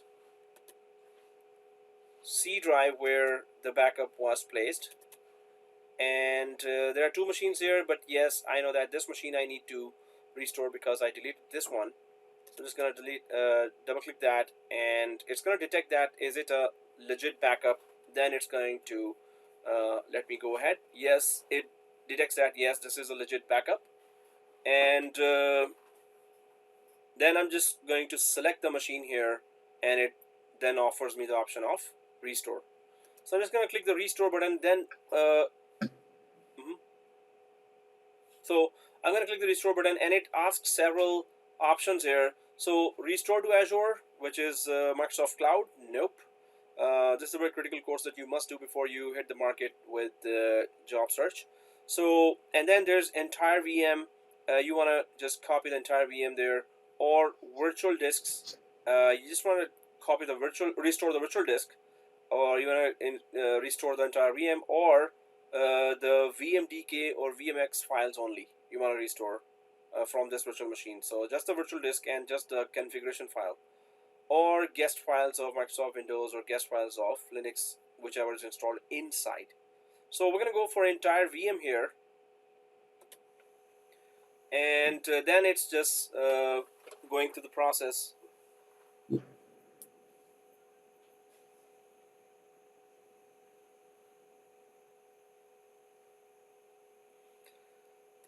And so the machine is there, and I'm just going to click next. So some more options. You want to restore it to the original location, or you want to restore it to a different. So yeah, original location would be okay. Any tags? We didn't create any tags. Tags just are that which department this machine belongs to. So some extra information about that machine. Quick rollback, restore, change blocks only. So you want to just roll back the machine where just the changes are restored. So that is also possible. Allows for quick VM recovery in case of guest OS software problem. Suppose the operating system had some issues, so you can restore. And so do not use this option when recovering from disaster caused by hardware or storage issue or power loss. So then it's going to be, even the restoration will be corrupt. So yes, it's the original location, and then I'll go for next.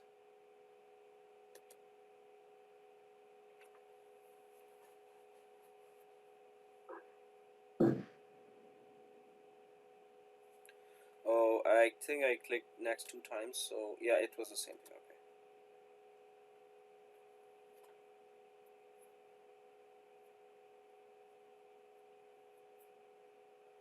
And yeah, that's restore reason.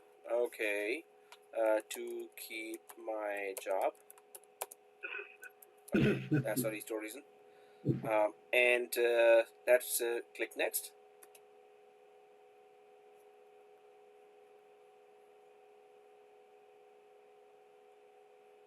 And that's it. So, well, let's click finito, and it better be there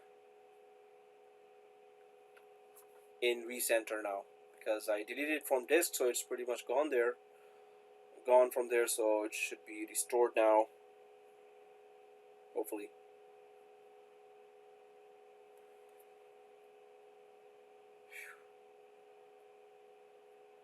Okay, it gives the whole progress.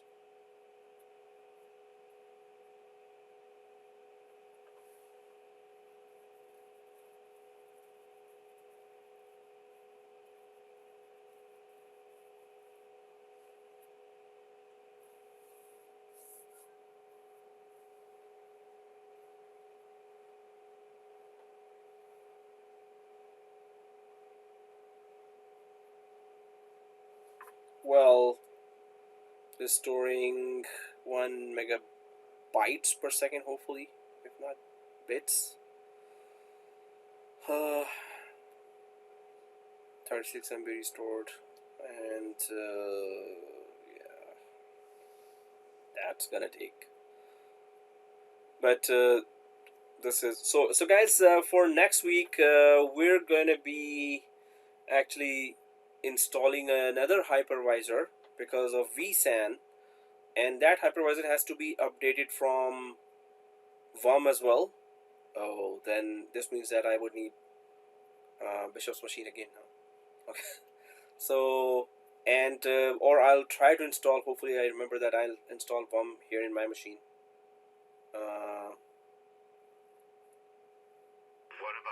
What about our stuff that's going to expire? That.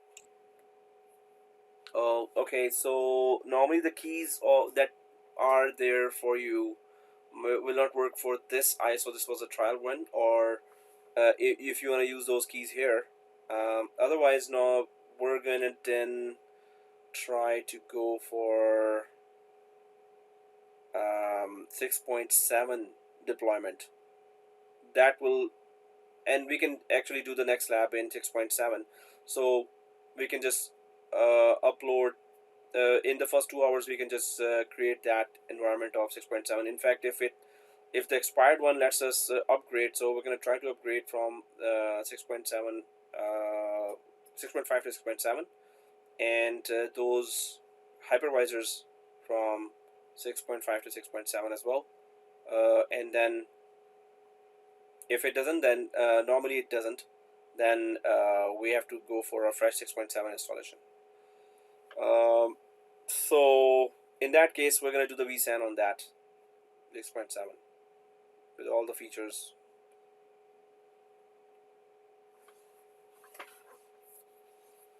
Okay. Well, that's 4%, and we can trust VMware as well that it's going to successfully restore. The machine will be there intact in one piece.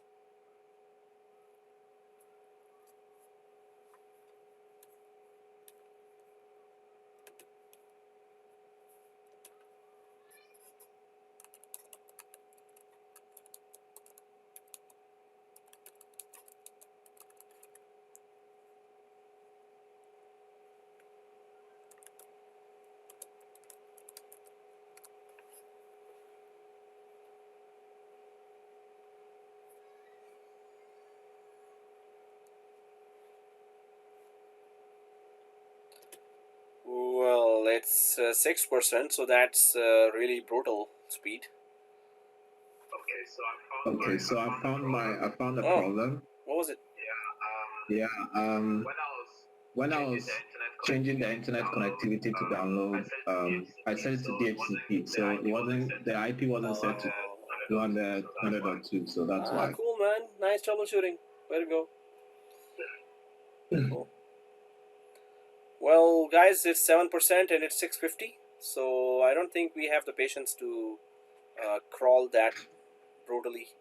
So this means that we are fully trusting that Microsoft would work, or if we can sit here for till 7:30 or 6:30 there in US and 7:30 here, then it's your vote. Otherwise, we can trust VMware blindly that yes, it's gonna work. Oh, wow, 99%, it jumped. Okay, so we don't have to trust blindly. In IT, guys, IT never trust blindly. Okay. So if it was on 12, I would just still try to convince you, hey, it's okay. But in production environment, obviously, I would just stare at it and not even blink until it is successful. But here, yeah, it's training environment, so that's what I was saying. Come on, guys. So anyway, it's done, and the machine is there or not? No. Well, I mean, it's yes.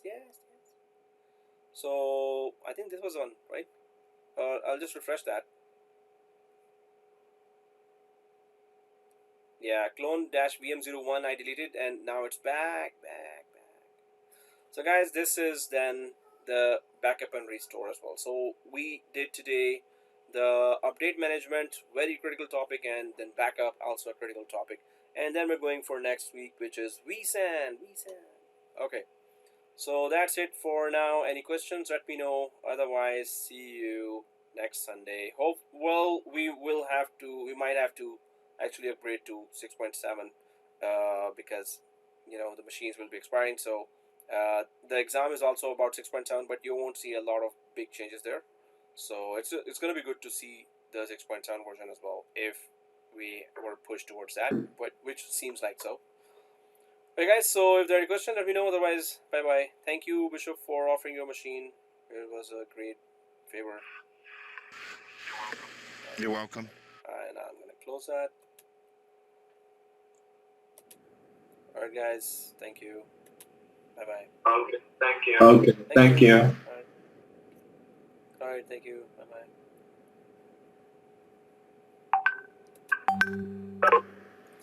So, yeah, Joe is reminded to check images. Oh, yeah, sure. So, we'll do. And Joe, well, mostly two classes left.